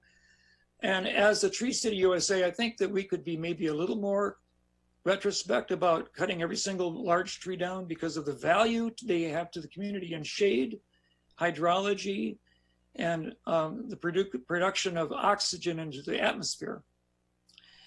A small tree that we plant to replace a large tree will be 1/20th as productive in those features as the current tree we're taking out. So the value of our trees, if we're talking about sustainability and the green footprint of Urbana, we're actually would be going sort of backwards until the other trees we're planting, which is a great thing. We're going to plant 40 more new trees or 47 new trees, whatever, in this section. And I appreciate that very much. but we are going to be reducing, well, we're going to be increasing our carbon footprint just by taking the trees down that we are talking about tonight. So there are some issues here that I think it'd be wise, and I'd like to suggest that the city council take 1 week and come up with maybe a list of trees that really they want to look at more seriously, and to allow the staff to have a conversation. And before we say, well, it's a done deal, and tonight we're saying we're rubber stamping it. And you know what? It's another example of being rushed at the last minute, where the public doesn't have a chance to even absorb what the decision is. And I've always not really enjoyed being asked at the city council meeting that tonight it has to be decided because you know what, we have a schedule and this has got to go. And we experienced that with the construction at 200 Vine Street, which didn't seem to pan out as we were told. So, okay, that's my comments. I think a few more minutes, maybe a few more days of reconsideration before we make any kind of final recommendation to staff. Thank you. Thank you, Mr. Roberts. Okay, that was my Mayor Marlin and relinquish the chair. Okay, thank you. So Mayor, please go ahead.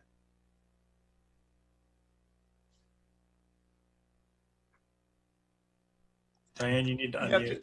Okay, I'm unmuting you, or I'm trying to unmute you, Mayor Marlin. I can do it. Thank you. Thank you. I think I just wanted to provide a little history on this project. This has been in the works, I think, for at least 8 to 10 years, and it's a part of a nearly $50 million federal project. And of course, you remember it's a joint project with the City of Champaign, the Mass Transit District, and the University of Illinois. And as was pointed out, we are phase 5. So this is the tail end of the project. It was part of a Tiger grant. It was a combination of local, state, and federal funds. And we have commitments. The city of Urbana has financial commitments on this project. Originally, we were slated to start, I believe, construction on this phase in 2018 or 2019. Is that right, Justin? Yes. Okay, so it's been pushed back, and our costs have increased, during that time. I can't emphasize enough that this is not a question of we waited to the last minute to tell anybody. What we ran up against with is last year we discovered with transition in staff that the easements that we needed to obtain to save any of these trees had not yet begun. And that's when the staff kicked into high gear and contacted, how many different property owners did we get easements from? Roughly 30. 30. So that was 30 separate individual negotiations with 30 individual property owners, and we were successful, with 30 people, or with 28 out of the 30, it sounds like. That took a lot of time, and we couldn't bring anything to council until we had the results of those negotiations, and those went up through this spring. And all of those negotiations were focused on saving trees, and most of those are large trees. So I don't want anyone to be left with the impression that we're clear cutting this street, which is, I get the impression that people believe that. We're not. It's as many as possible of the large trees were preserved, especially through these easements, and that's going to be determining the design of the sidewalk. But it's not a question of waiting to the last minute. This is the way these projects work. And when there's federal money involved and state money involved, we'll be on the hook for it if this project isn't completed. Okay, thank you. Any other comments? Bill Colebrook, you haven't had a chance to talk. It's your turn, sir. Yeah, well, I weighed in kind of late. I too am not an arborist. However, I love trees just as much as anybody else. I guess my concern is what the mayor just said, is I don't think we are waiting to the last minute. I think this project has been in the works for years and years and years. I do appreciate the emotion and the passion that the citizens bring to this discussion, and the emotion and the passion that my fellow members here on the council bring to this discussion. However, I think I would be voting for basically fiscal responsibility, not wanting to jeopardize a construction timeline, not wanting to jeopardize a federal grant. And basically, I appreciate the discussion, I appreciate the debate, but I think the discussion after tonight should end, and I would not be in favor of kicking the can down the road for even another week. Like I said, I think this has been in the works for many, many years, and I think we would be foolish with our money if we just kept on debating an issue, even as emotional as trees are. I think it's progress, Green Street.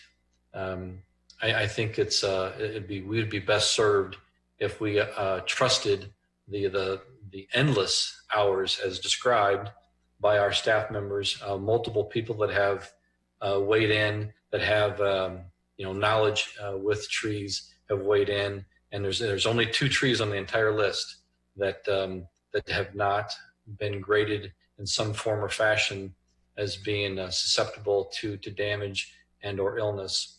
So 2 trees out of 19 that once again, those weren't the fault of anybody else except an owner declined to give easement rights. So I think the staff did an incredible job of trying to minimize the number of trees, and I think it's time to move on. Thank you. Jared, take a chance and take a turn, please. Just 2 quick comments. One point of order, just to remind everyone that this is just a discussion item. We're not voting on anything here tonight. This is brought forward to the public so people could be aware of what was going on because of the large concern, but council's not taking any action on this at all tonight. My other comment, just to say what I think could come out of this productively, is considering in future tree removal conditions that I forget what the commission is, but the Urbana Tree Commission. Say that again, Dennis. The Urbana Tree Commission. Yes, that's right. It was exactly as simple as I thought. I just thought I was making it too simple. That the UTC would be able to use some of their knowledge base to weigh in on analysis as well, outside of city staff just themselves. I think that would be useful to allow folks to realize that I don't disbelieve that we've taken a lot of effort to do everything that we can to save as many trees as possible.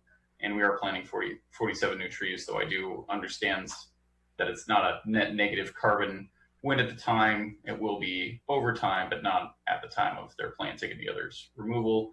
But it's all relative to the expenditure of carbon in our projects anyway, because the amount of carbon going into the creation of the street far outweighs anything that we can do with the trees. So in a realistic trade-off, it doesn't really make that much difference. Anyway, my thought to staff, Justin and Carol, just looking at the tree commission for advice or secondary opinions on future projects. That's all. Thanks. Okay, is there any other comments before we close this presentation? Okay, I just want to say that I appreciate the offer. I think it's an offer that Carol Mitten has made to have the option of reconsidering some trees that are perhaps in parts, the second part of this project, without delaying the current part. And maybe we can have a conversation about that in the near future.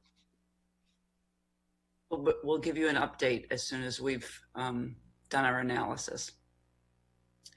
Appreciate that very much, Carol. And I must appreciate the fact that you've been very timely in presenting information to us and trying to keep us updated. I just regret that the public itself, the community, hasn't really been invited to participate in or to be informed in a way that is maybe through community meeting or something like that to discuss and absorb the impact that this is going to have for their part of town. That's all.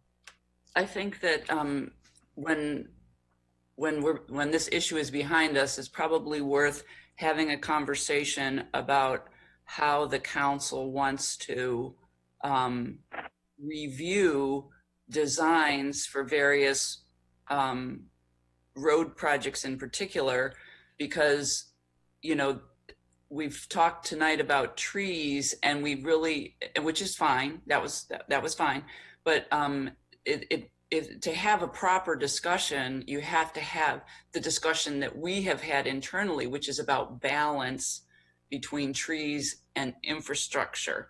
So in the future, if that's something that you want, we need to be able to present things in holistically, as opposed to just talking about one aspect of a construction project. But I look forward to having that conversation subsequent to this one. Yeah, thank you very much. That's very thoughtful. All right, I guess I'll move on then. I'll close this section of the meeting, and we can go to our agenda again. But thanks everybody for their thoughtful comments, the public and the committee members here, the city council members and staff.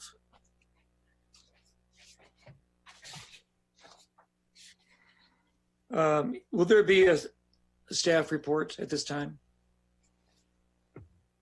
I don't have anything. I see somebody's applauded. Okay, Bill Brown applauds.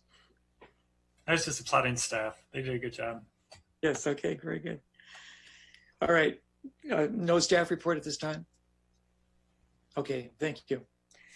All right, we're going to move on to the ordinances on the agenda. The first one is ordinance number 2020-04-022. Actually, I'm sorry. I did have something during staff report. Just go ahead then. You got it just in time.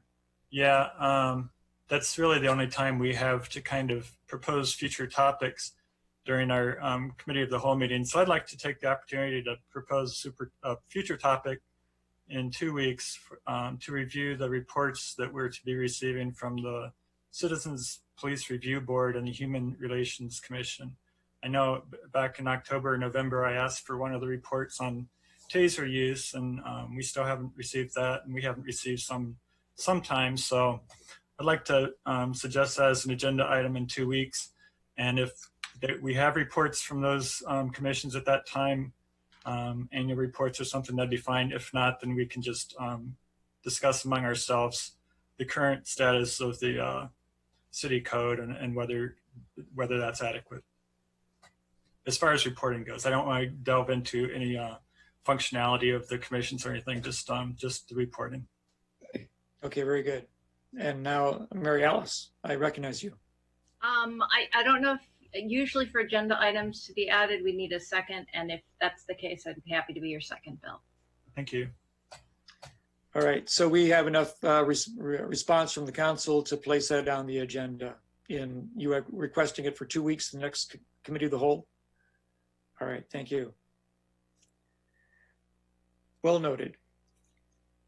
All right, we're going to talk now about ordinance number 2020-04-022.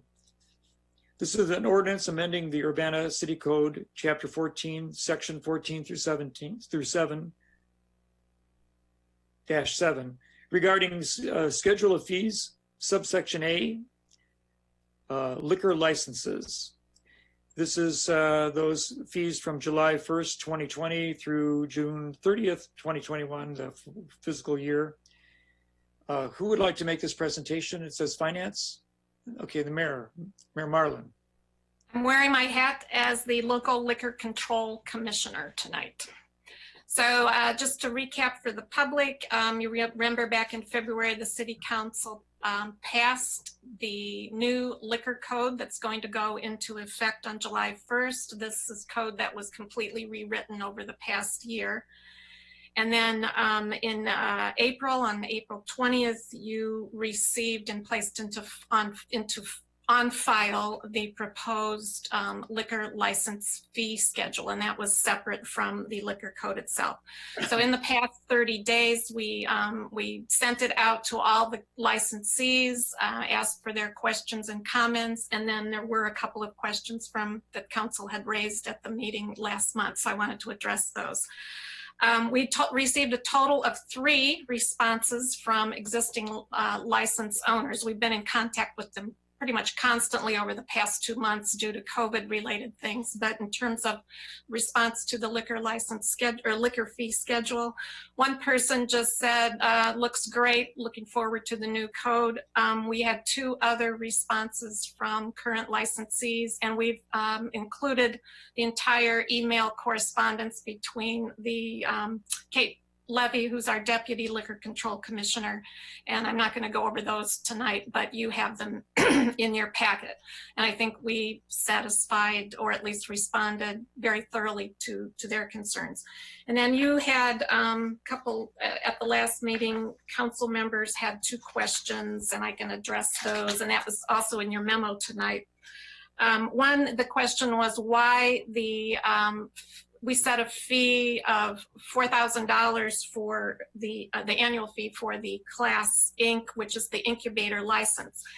And the reason for that are several reasons. Number one, this is, if you recall, is a classification that we created in order to give flexibility to our code for a business model that we really don't have a license for or a classification for, but we wanted to encourage, innovation and creativity. So we created this license classification, and we certainly hope people can take advantage of it.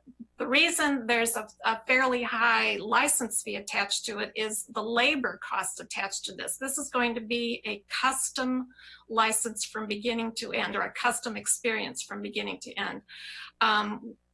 And it'll be Kate mostly who meets with our prospective business or licensee.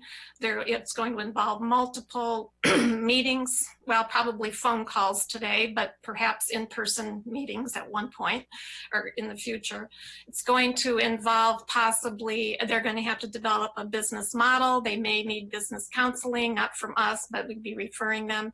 It could revolve review by legal department, by public safety, by our building inspectors, building safety people, depending on what people are proposing.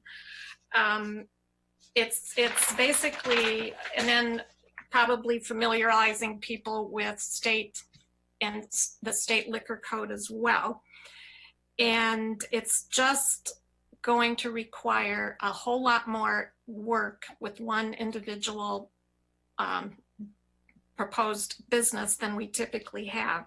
And then if the license works out and the business model appears to be a success, and we think, wow, we should just make a new classification because this could be replicated and used by somebody else, then that involves drafting new text for the liquor code and getting that through. So it's just a whole lot more customized individual attention. And that's why that was set at that level.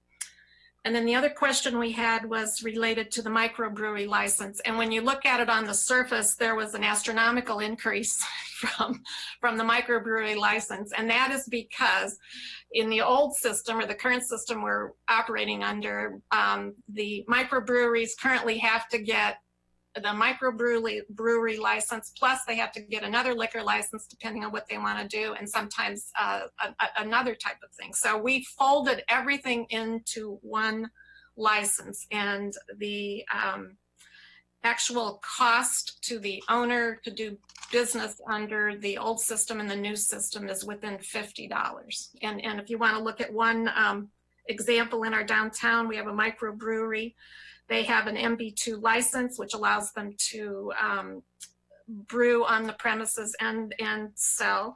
They also had to get a sidewalk cafe license, and then they got a Class B license, which is to sell their own beer. Well, in the new system, all of those activities will be folded into their one license, and they'll also be allowed to sell packaged liquor for no additional fee, which is an additional source of income. So while on the chart it looked like a gigantic increase in cost, it's really about the same. And those were the only two questions we've received from council members and the public since this has been on file. Does anybody have any questions? I did have a couple of other things I wanted to share with you.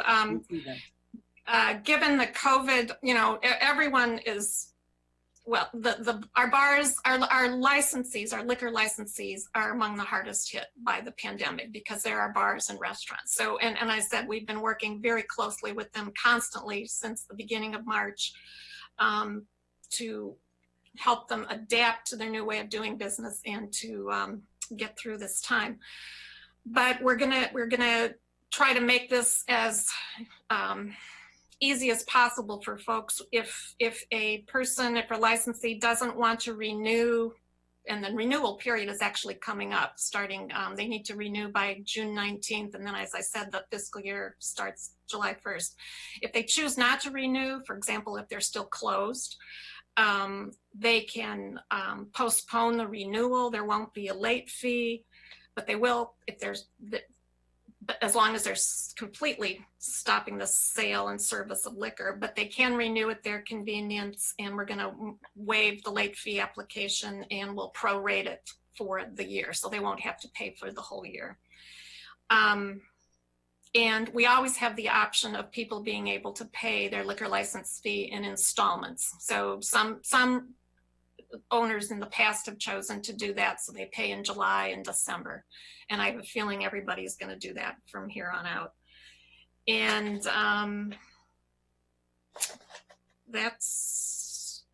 but the bottom line is, you know, we'll work with our owners, and we have been all along. Okay, thank you, Mayor. Okay, Jared, go ahead. I didn't have any questions for the mayor. I just was going to make a motion to get this item into discussion because most of what I have to say, we need to talk about in council under discussion, I feel like, for this item. So if it's acceptable, or if anyone else has questions for Dan first, I'll withhold the motion, but. We could probably accept that. And I'll move ordinance number 2020-04-022 and ordinance amending Urbana City Code Chapter 14, Section 14-7 regarding the schedule fees, subsection A, with regard to liquor licenses, be sent to the full council with a recommendation for approval. Second that. I think Sharice was the first one to do that. Is that right? Correct? Is that correct? Yes. Yes. All right. Okay. Sharice seconded it. All right. Let's open this for now discussion if we'd like to have some. Yes, Jared. If I lead off, I also just, you know, before we get into any of the nitty gritty of this, Diane, my kudos to you and Kate and Jim for all the wonderful work you guys have done on this, and Kate for her brilliant idea of the incubator license. That was, I didn't even think of that. And it was a great meshing of different things we've been discussing. I've got only two real things that I've got problems with in this. Of course, I still have an issue with the volume of the fee of the incubator license. And then I have an issue with the fee amount for the RT2 license. I'll go into the Class Inc. license first. The only way that I can propose to fellow council members to think about this is that, you know, I thought a lot about how the city is going to go through the process of helping somebody, you know, start a business that basically doesn't exist. And this is a really wonderful vehicle to do it. I also know that startup capital for businesses, especially anybody who might be adjacently thinking of a new idea of how to sell alcohol that doesn't currently exist in our code, is probably not going to be somebody who, you know, just has a revolutionary idea that, you know, they're getting venture capital funding, you know, millions of dollars, and a $4,000 fee is going to be insignificant. I think that this license is much more likely to extend itself to entrepreneurs and people who are probably not going to be as well funded as one might think when you're thinking about doing something that involves alcohol, because alcohol has been explored pretty thoroughly in this country for a long time, and you know, most people have thought of most of the ways that there are to sell it. So in the context of thinking about it in that fashion, you know, $4,000 is a lot. I know I've had ideas that could have been used for this, and it would have been really hard. And I understand, you know, even if it was only $2,000 up front, you know, it would still be a lot. There are a lot of other things that come into consideration for that, and you know, and that's enough to say about that. So, you know, we're weighing off here really the opportunity between what we're willing to provide versus what it's going to cost the city. And in this particular instance, due to the fact that there's probably not going to be a lot of business proposals that come through this, so this isn't going to be a heavy revenue driver for the city, that I feel like, you know, knowing we're not going to get 10, 20, 30 ideas like this, you know, where we would really actually be driving some serious revenue for the city. If we get one a year, that would be, you know, I think great, that somebody could come up with an idea of how to sell alcohol in a new way that doesn't currently exist in our code. You know, there's just not a lot of opportunity for that. So our trade-off is cost of, you know, our people doing what they've got to do versus the service that we're providing. And I feel like in this situation, I would advocate that losing out a little bit here as far as what our monetary reward is worth the value of what we're giving to innovators and entrepreneurs in Urbana. I think it's much more likely that you're going to attract people with a lower fee. You're going to make it much more viable for people to want to see something come to fruition, and they're going to look at Urbana differently to say, oh, hey, well, I know it costs money to start businesses, and anybody who's got any half a sense is going to know it's going to take some sort of monetary investment. So I'm not advocating for zero or anything like that, but I am advocating that we consider a much lower amount than what it is, that because we're not going to see so much of this, we're trading off that. So I've got another one to go on that, but I think I'd be interested to hear people's feedback before we continue on to my other discrepancy. So does anybody like to make a comment or offer their suggestion at this point? Mary Alice. I think Sharice was before me, and since I No, go ahead. I didn't see her. I did one of these things. Oh, you did the visual. All right, thank you. Then. All right. Well, I think that the city of Urbana has oftentimes been seen as a city that might not be as supportive of business, and I think this is really a great opportunity for the city to show that we're here to support a variety of kinds of businesses. And I'm talking about the incubator license here. I would love to see some new interesting businesses arise in the city of Urbana. And I know that in the past, when we've looked at fees, we've looked at the amount of time that staff puts in order to process those fees. So I understand that viewpoint. But we also expend a lot of time and energy in supporting our businesses, as we should, but not on a amount of time to cost, meaning we're not charging for other things other than licenses. So, you know, Brandon talks to developers and so forth, trying to drive up and get interest and figuring out what kind of programs can work for them. And I think that this really is an opportunity to do that for new businesses, for new business models. 4,000 is a lot, and it's actually one of the highest charges. I think it's on par with I think the highest charge that we have is 5,000 right now in the code. And 4,000 is close behind it. So I think it would be much more realistic for new businesses that are going to be starting probably small to be able to pay $1,000 for a license for the first 6 months. So I think that Jared's right about that kind of price point. So I would be in support of lowering that specific one right now. Okay, and Cerise, did you want to comment? Yes, go ahead. I just wanted to say, well, first, Diane and Kate, you guys did a great job in reworking the whole fee structure, period. With that in mind, I'm also saying, I think I have to agree with Mary Alice and Jared with the incubator thing. I think that was taking into consideration the pedaling. Was that taking into consideration the little pedaling bicycle bar or no? No, that's got its own license. Okay. Because they have not taken advantage of it, but you did create that several years ago. Okay, but the only other thing is kind of like what Jared was saying, as far as selling liquor seems to be seems to have been used in every way that we can think of. However, Jared, I was going to say to you, there was a place I used to go to in Santa Monica that was all frozen drinks, like icy kind of drinks, but it was like, frozen daiquiris, frozen margaritas, frozen this, frozen that. And we don't have one of those places. So I would love to see. That would fit into our existing license classification.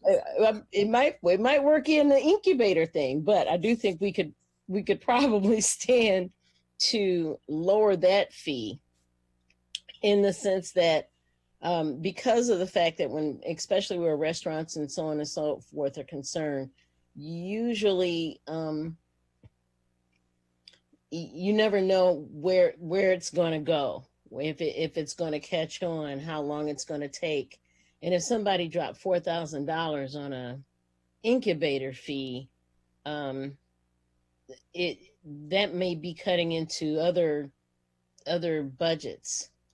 So I do think that is the one fee that we could definitely stand to lower a bit. And just like Mary Alice said, maybe for $1,000 for the first 6 months.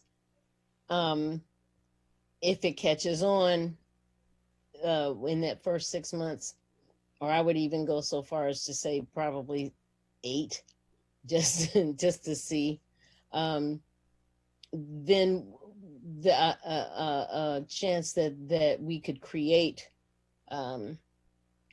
another or a different type of a license, not a different type of license for them necessarily, but there's probably something in that list of licenses that we have that you can put together to help help that business grow even more, and thereby them getting a different license would mean them paying a different fee, because it is a incubator fee. One thing I did forget to mention, we do have another option, especially if somebody wanted to try something once. We still have our temporary liquor licenses, so people could get a temporary liquor license and try it for something, and then they could do that again. So you could get several temporary liquor licenses. So that would be an alternative to an incubator license. Okay. All right. Yes, Eric Jacobson. Is the incubator license or the incubator fee patterned on or similar to something that other cities do? Is there another body of experience to draw on? Nope. We came up with that on our own. That's great. But you know what it is? I shouldn't say, and it wasn't frivolous. It was as a, after talking with a lot of community members and a lot of the business owners and getting input from people, it just occurred to us that we needed a way or a vehicle for people to try something out. But rather than in our old way of doing things, if someone came to us with a different idea, we just created a new license. And that's how we ended up with almost 30 different liquor license classifications. Right. To avoid doing that, we have our basic classifications. We have the writers that can be added to that. And then we have this incubator that is a safe space for people to try out a business model. And this just isn't a fly-by-night idea. You know, people are going to need to come with a business plan. They're going to need to show evidence of the, you know, financing. It's going to go through multiple layers of review before they get this license. And then it'll come to you, like all the other liquor licenses, it'll come to you to the city council to approve. So we want people to take this seriously, and it's not just a one-off thing. This is a true desire to start a business and come with a plan, and people need to take that seriously. So I wonder if it might be possible to have an initial fee of $1,000 has been mentioned here tonight, but with an additional rider that if the idea succeeds, that we'll collect, you know, some balance of that 4,000 later. Well, we do have the option. It's for 6 months, and then there's and at the end of 6 months, they have the option to renew it for another 6 months. And then by then we should know that, you know, it's a go or it's a no-go. So we do have that. Yeah, so I would say let them get in for relatively little, where we are risking taking a bit of a loss on staff time, but the reward, you know, the risk versus reward sounds pretty good, especially because it's unique to us, which I think is absolutely great. But yes, put in a provision that if they really start to make some money, that will also the fee will go up. Thank you, Eric. I see Jared has raised his hand, and then Cerise. You know, Diane, if we're willing to at least spread that fee, I still would advocate that 4 is too much. But I mean, even if just because you're doing 50-50 with everything, my real concern is with 2, not 4. So I would take 1 for 3, 1 on the initial and 3 on the 6 months, because, you know, you and I have both talked about this, and I don't disagree that coming to somebody with at least a 6-month commitment or a year-long commitment for a license, you know, means that you're taking it very seriously and everything about that. I know from my experience in people in the entrepreneur world, if you're willing to spend $1,000, you're probably taking it semi-seriously. So I would work with 1 up front, 3 on the back end. I would be willing to do that rather than lowering the entire thing. Then, all right, so now Cerise? Yeah, I think my question is, how many times can the business owner renew the incubation fee? Is it the same as like with the temporary license? Well, the way it's written is they could get it the first time and then they could renew it 1 more time. Okay. And a total of a year. Yeah. And by then, you know, you either know it's gonna, it's gonna work, or it's not gonna work. Now, what's the difference in the temporary license and the incubation fee? I don't have my fee schedule and the other fee schedule in front of me. It's cheaper. It's less because it's for a shorter period of time. So. Oh, the temporary one is for a shorter period of time. Oh yeah. That's the kind of thing that people typically get if they have an event. Okay. So. Okay. So if you have a really wild idea involving frozen drinks and you want, and doing a one-off event, then that's what you'd want to go with. But if you want to start a business and you have a great idea and it involves alcohol, this is another option. Okay. Temps are $90, Charisse. Okay, thanks, Jared. Okay, Mary Alice. So I'm looking over the fees right now, and if the council feels comfortable with the 1,000 for the first 6 months, I think it would be fair to make the second 6 months be 2,000, so that the total year fund would be 3,000. And as I look at the fees on here, the fees range from 3,000 to 5,000, so that would equate to a yearly license fee of 3,000 if they had it for both 6 months. I'm just trying to see how we can be fair in terms of the other licenses that we have and the cost of them. I could live with that. I could live with that. Good. I think I feel comfortable with that as well. Sure. Our goal right now is to just help businesses survive. I'll tell you that. So. All right. And Jared, you want to talk about a second item? Are you ready for that or not?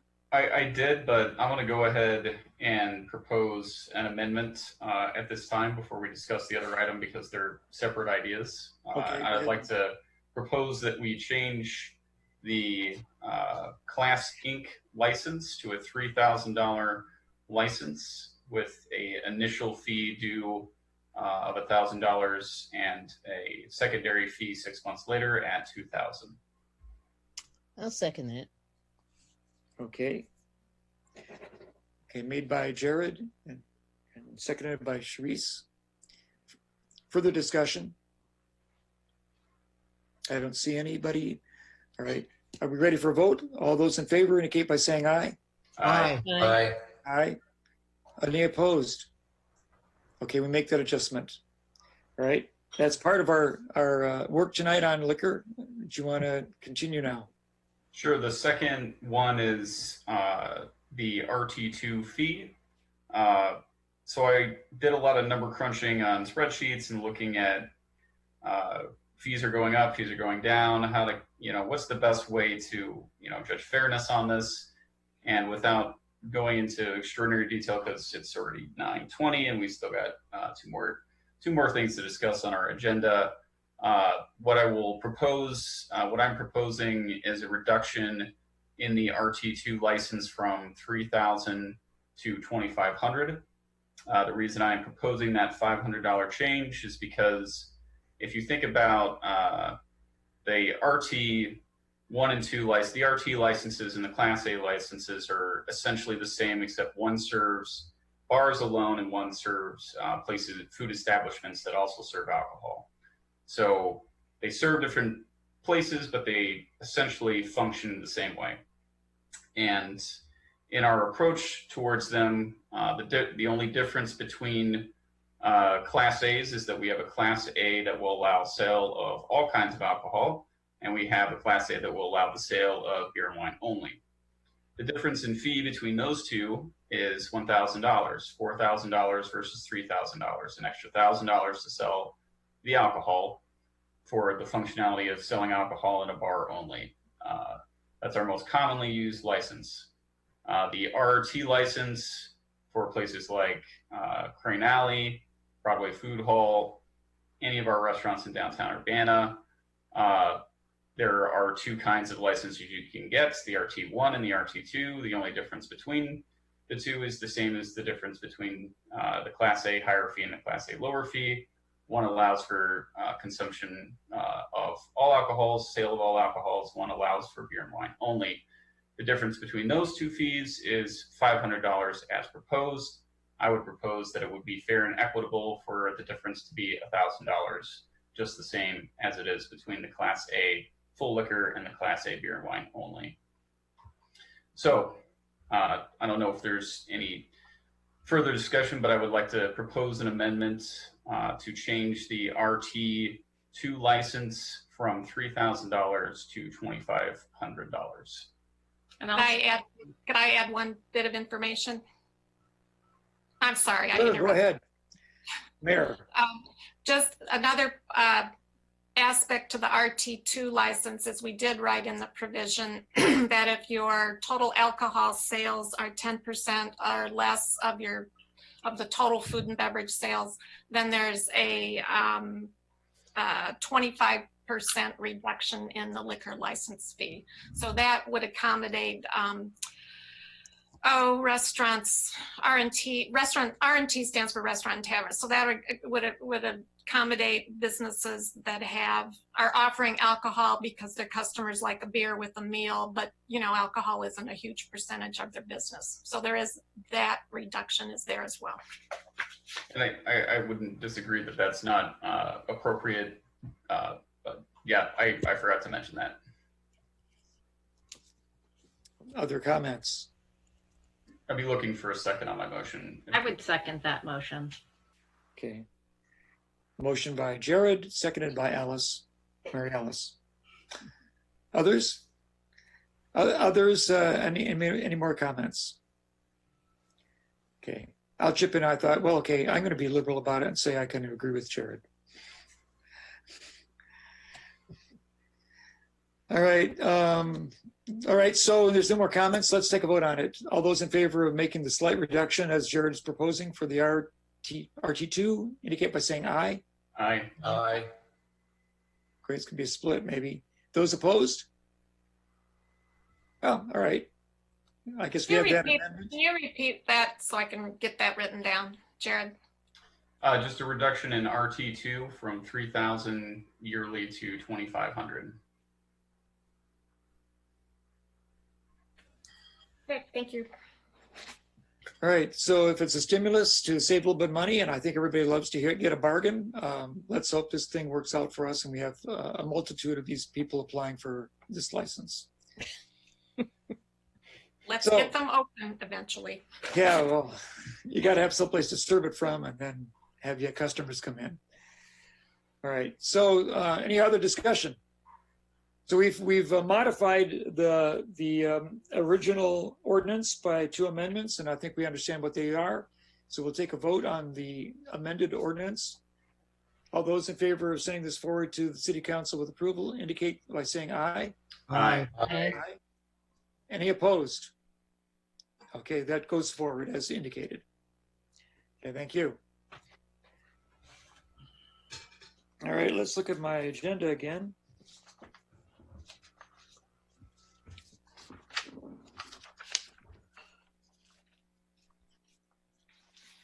All right, here we go. Next is a resolution number 2020-05-023R, which is a resolution approving the Champaign-Urbana Solid Waste Disposal System annual budget for fiscal year 2020 to 2021. And it says Public Works. Is Carol going to come in on this one or somebody else? Do we have Scott Smith? Okay, Scott, are you available to speak to us? Yes, good evening. Can you hear me? I see you and I hear you. Yes. Welcome. So the Urbana Champaign Solid Waste Disposal System is a joint action agency that manages the monitoring and maintenance of 3 out of 4 landfill parcels at the closed Urbana landfill complex. The system has 2 members, City of Champaign and City of Urbana. And as such, the budget for the next fiscal year for the system is before you tonight for approval. I'll take any questions you have.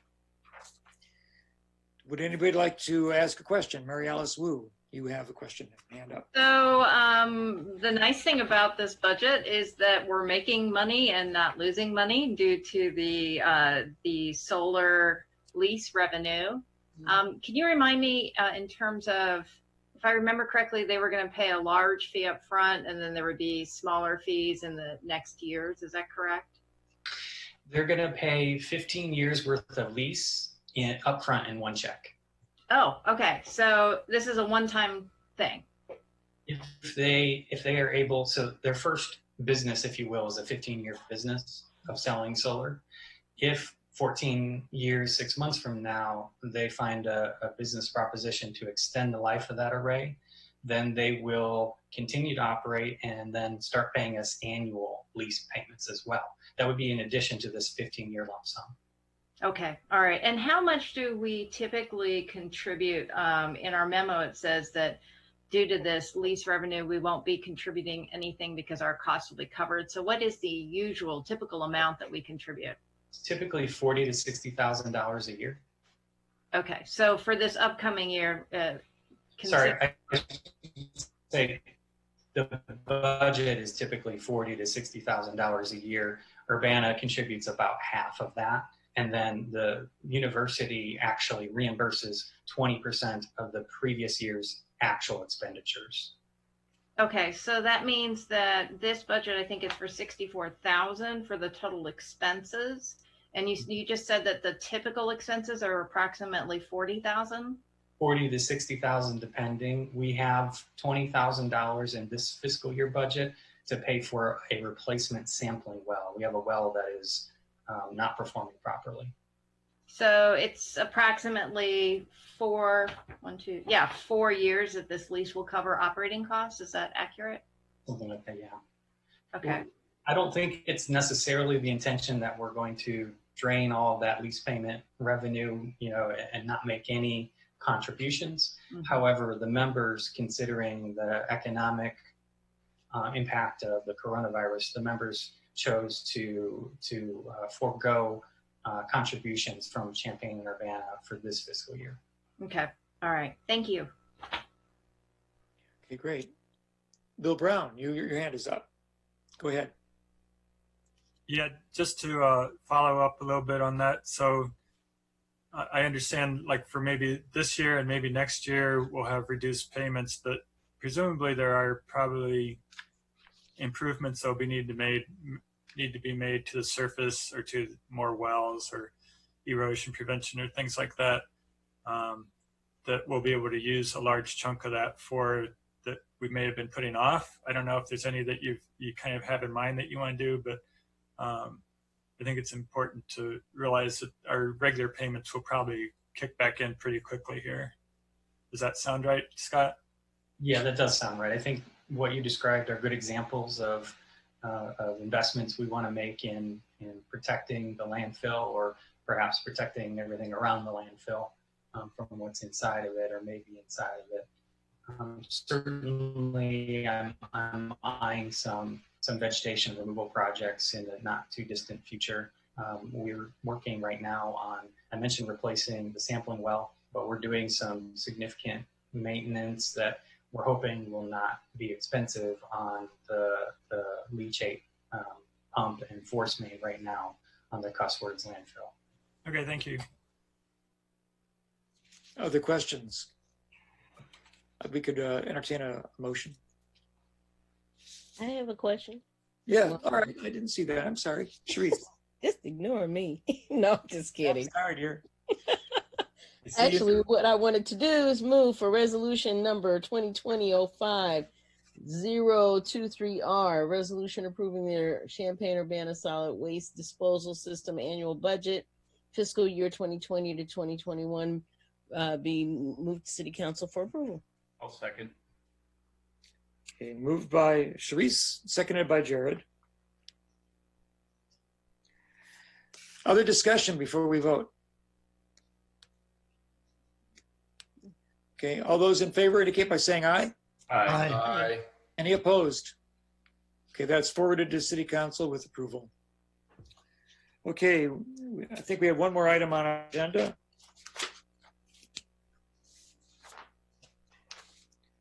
Which I just lost again. All right. This is the last item. It's the ordinance number 2020-05-028. An ordinance approving the amendment to the City of Urbana Consolidated and Annual Action Plan for the fiscal year 2019 to 2020 and the Citizen Participation Plan. And is Sheila Dodd still with us? Yes, I am. So thank you. The City of Urbana, City of Urbana Grants Management Division received notice that we were awarded $294,966,000 to prevent, prepare, and respond to the coronavirus disease. The additional funding requires us to do these two amendments, one to our consolidated plan annual action plan to add the funding, and the other to our citizen participation plan. The citizen participation plan allows for virtual hearings as well as a shortened public hearing or public comment period, which we can go as low as 5 days. So in response, just here. In response to the pandemic, Congress passed this act. And again, like I said, requiring us to amend the consolidated plan. The announcement from HUD indicated further guidance would be forthcoming. However, we were all encouraged to begin moving forward with planning for the use of funds. Final guidance has not been received at this time. The funding is to be used to prevent, prepare, and respond to the needs of low and moderate income persons impacted by COVID-19. The funding needs to address gaps in service and not duplicate services provided by other agencies or federal and state funds. Staff's been working closely with local governments, surveying businesses, social service agencies, homeless service providers, economic development groups, the Housing Authority of Champaign County, and CU Public Health to identify community needs. We are also looking at best practices throughout the country to identify programs to address those needs. By completing these two HUD requirements, it takes care of our administrative responsibilities and will help us be able to implement programs quicker. Okay, sounds very positive. Any comments or questions about this plan? Okay, Jared. Hi, Sheila. Hi. So can you just elaborate a little bit further on what exactly we're changing about the consolidated plan with the additions of this money other than the sections indicated in your memo? That's really it. We added the funding and then we added the language that we would use the funding to address the impact on the community of the pandemic. Okay. What are our next steps going forward with this? I know we have to do the input, and then we have to decide what to do with the money. Obviously, this isn't, from at least what I've read, we're not deciding what to do with it now. We're just kind of adding this in so we can accept it and receive those funds, correct? Right. And staff will continue to do research and make recommendations for programs to implement, hopefully the first part of June. You know, we need to get the money out the door quickly. Okay.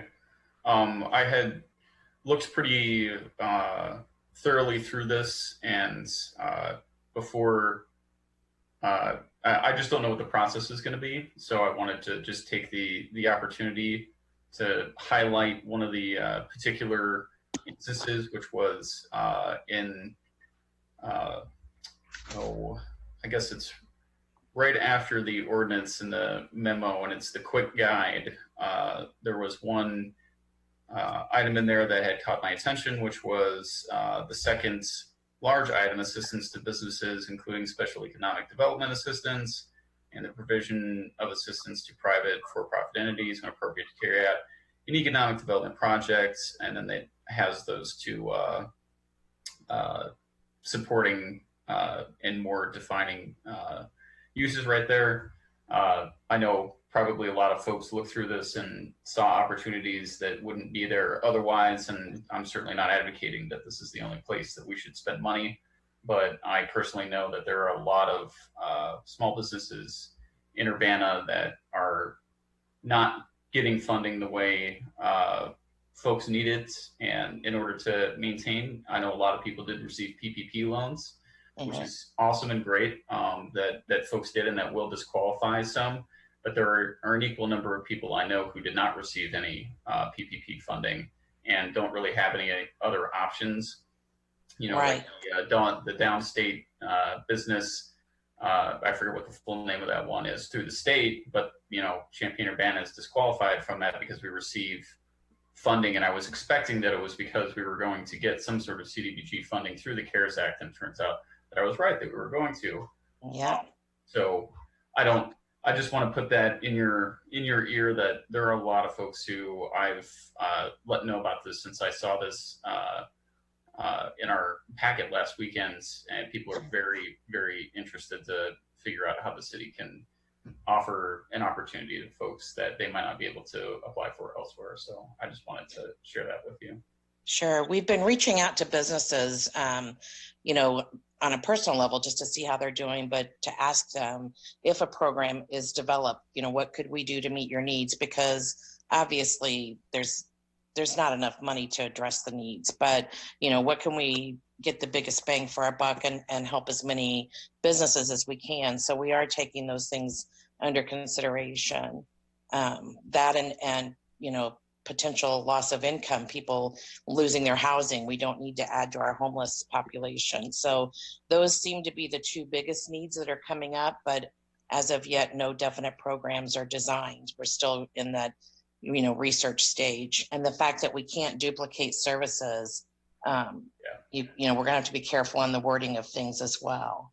Well, if there's anything I can do to help out in that business aspect, please don't hesitate to reach out to me. I'd love to be involved and help. Sure.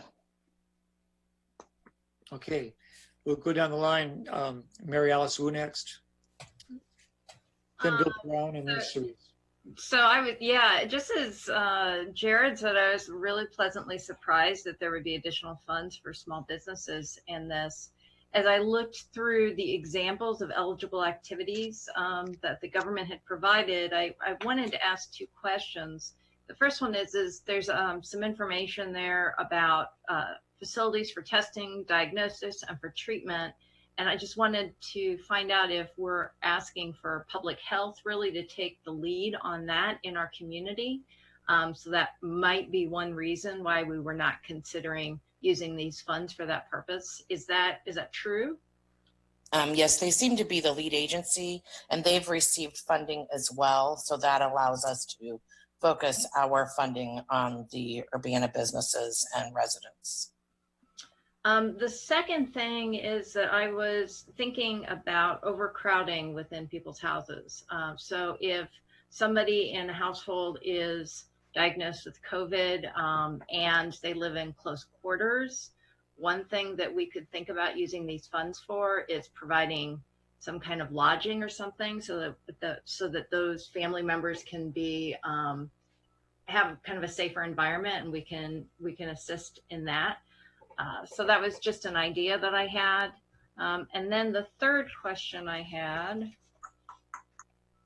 There's currently funding available for that through public health. So that's what's kind of making it difficult with these funding decisions is we can't duplicate services. But I know that they have funding to allow people to go to hotels for up to 14 days during that quarantine period. Okay, that's fabulous. And I guess then my third question was more about publicity. Once this is once the group decides on how best to serve the community with these funds, do you have any ideas in terms of how to reach out to different people that may not traditionally leverage different government programs? I do have a couple of thoughts. If we do, like, one of the programs that we could potentially design is a rent assistance program, we could market that through the landlords that are on our certified rental list, you know, that it would help their tenants. And by helping their tenants, it in turn also helps their business. If we decide to do something for our small businesses, we have a list of over 150 businesses that we've been doing outreach to that we could launch a marketing campaign through to say that these funds are available and here's the guidelines. Thankfully, HUD has allowed us some flexibility, but unfortunately, I just think it's going to be a small pot of money, you know, typical with our federal dollars. We've got $1,000 worth of needs and $10, you know, of money to address them, but, you know. Yeah. All right. Okay. Thank you. And, you know, if others have ideas on ways that we could publicize anything, I would be happy to. I'd like to focus our money on people rather than a marketing campaign, but we can be creative and save money at the same time. Yeah, and I wasn't really thinking of kind of a formal marketing campaign, but just knowing that these funds are available for people that might not even think, oh, well, I could go to the city and see if they have any programs. I think that there's a lot of people who wouldn't even consider that. So no flashy marketing campaign, but just outreach. And I think certainly reaching out to the local landlords through the rental registration is a great way to do that. Okay, the next person would be Bill Brown. And yeah, I had kind of the same concern that Mary Alice had about crowded housing, and I know I've emailed you, Sheila, about it before. But I guess I was thinking not necessarily from moving somebody to a hotel for 14 days once somebody's been diagnosed, but as a preventative effort where there are two families living together, or crowded housing where one or two people may be working out in the community and they have a high risk of exposure, but they may not have been exposed yet. In some cases, those families, one of them or some portion of the people living in that housing may already be on a waiting list for housing. In other cases, they aren't. So I guess I'm wondering if this portion that we can use for housing, it looks like maybe 100,000 is set aside for that. I wonder if we could use our community networking through the continuum of care, the housing authority, and other contacts that we already have to help identify some of those households that would benefit sort of preemptively from getting assistance to create another household, not in a hotel, but actually get lodging for some period, 6 months or something. Have you explored any kind of possibility like that? The Housing Authority did receive additional funds that they can use, that they are taking referrals from the continuum of service providers to the homeless. And so when they come across situations like that, they can refer them to them and they can use their voucher. So there's a lot of emerging programs that aren't necessarily public yet, that, that makes it difficult to meander through this maze of programs because we can't duplicate benefits. But certainly overcrowding is a concern. And, one of the other concerns we have is sometimes it tends to be cultural, and how to overcome that barrier of people, wanting to separate their family and instead of a multi-generational housing, each generation has their own home. Sometimes that's difficult to do. We've experienced that with some of the pork plant employees. So we are keeping it in mind. In some cases, I'm sure the older generation may have child care responsibilities, or maybe the middle generation has older care responsibilities, but it just seems like there are probably households that could benefit that don't want to live in that multi-generational household, but just can't afford to separate.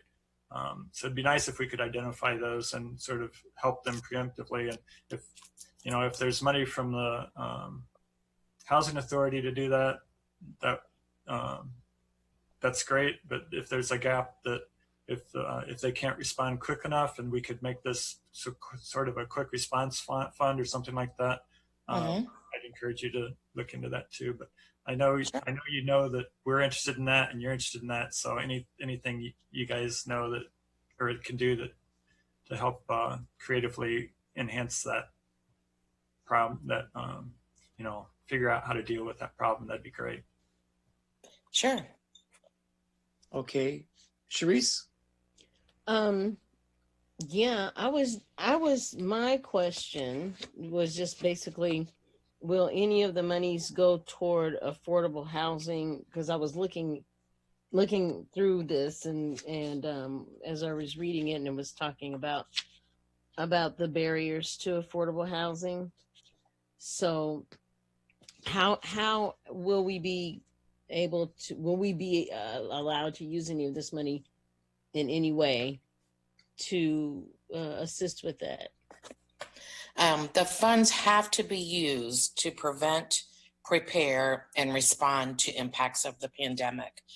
So affordable housing is a huge need in our community, but we can't use these funds to construct new housing or, to provide to a nonprofit to construct new housing.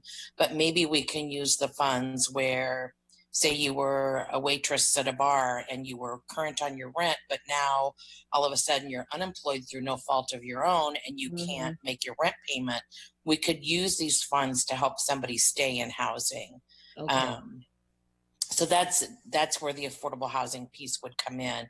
Or maybe we can create with, some of our home funds a short-term rental program that following HUD's guidelines would end the end of December. So there's opportunities to keep people in housing or to get them current on their rent and utilities, but we couldn't put somebody that wasn't in housing into housing. Well, what about what Bill was talking about when he said, you may have that multiple generational family that lives together, and there are all these other issues possibly, child care or elder care. And so would it be possible, I guess when I think about affordable housing as well, that if in fact there is, an opportunity for a family or a family member to be moved someplace else to try to keep that possibility of anyone being infected, so on and so forth, if they're living in close quarters and so on, could it be used for that, for something like that? Potentially, we'd have to think through the guidelines and how we could prove that their condition before and the condition now is different. So, I'm not saying yes or no. I'm just saying we'd have to be really thoughtful. One of the things that we've heard a lot about is there's going to be a lot of oversight into how these funds are spent. And so we want to make sure that our programs are as inclusive as possible, but yet really do address that, prevent, prepare, and respond to the needs of our low-income persons impacted by the pandemic. Okay, and these are funds, they're coming from Washington, right? Yes. Oversight. Okay. Okay, very good. Eric Jacobson. So you're probably way ahead of me on this, Sheila, but I would guess that some of the social service agencies that we work with and help to support are really being stressed and stretched by the pandemic, and in ways that maybe their resources could be augmented consistent with this. Does that sound right? Potentially, the homeless providers are receiving a large amount of money. Emergency Solutions grant has come through the state of Illinois to the county. And so some of the agencies that address the homeless needs have received funding there. Some of them received it right away. So the shelters were able to extend services that were supposed to end April 15th. They're now extended through the end of May to keep the men's shelter and the women's shelter both open. So, we are in contact. I'm having weekly meetings with them, but again, trying to identify those gaps so we can design programs to help benefit the greatest need. And it's a little less than $300,000, so it's not a huge amount of money that's coming forward at this time for us. Hard choices. Yeah. Sheila, I've got a question for you. Sure. Is the expenditure of funds in any way tied to the census tracts, which indicate the lower poverty communities within the area? I mean, no, they have to be focused into those areas in particular. Right. This particular pot of money has to assist a low-income person, but if that person lives in Southwest Champaign, or not Champaign, I'm sorry, Southwest Urbana, or, as long as that household is low income, we don't care what census tract they live in. Same with the businesses, as long as the business can show that they were impacted by the pandemic, which should be fairly easy. They just have to be addressed in Urbana. Okay, all right. Any other questions for Sheila? Is there a motion then? I'm happy to make a motion, Dennis. Okay, Mary Alice. I'll move ordinance number 2020-05028, an ordinance approving an amendment to the City of Urbana Consolidated Annual Action Plan for fiscal year 2019-2020 and Citizen Participation Plan to City Council with a recommendation for approval. I'll second. Eric Jacobson seconds. Is there other discussion concerning this? All right, seeing none. All those in favor indicate by saying aye. Aye. Aye. Aye. Any opposed? Okay, that passes. All right, so these items have been sent to will be sent to the City Council for approval next week. Thank you for having the good discussion about the MCOR project.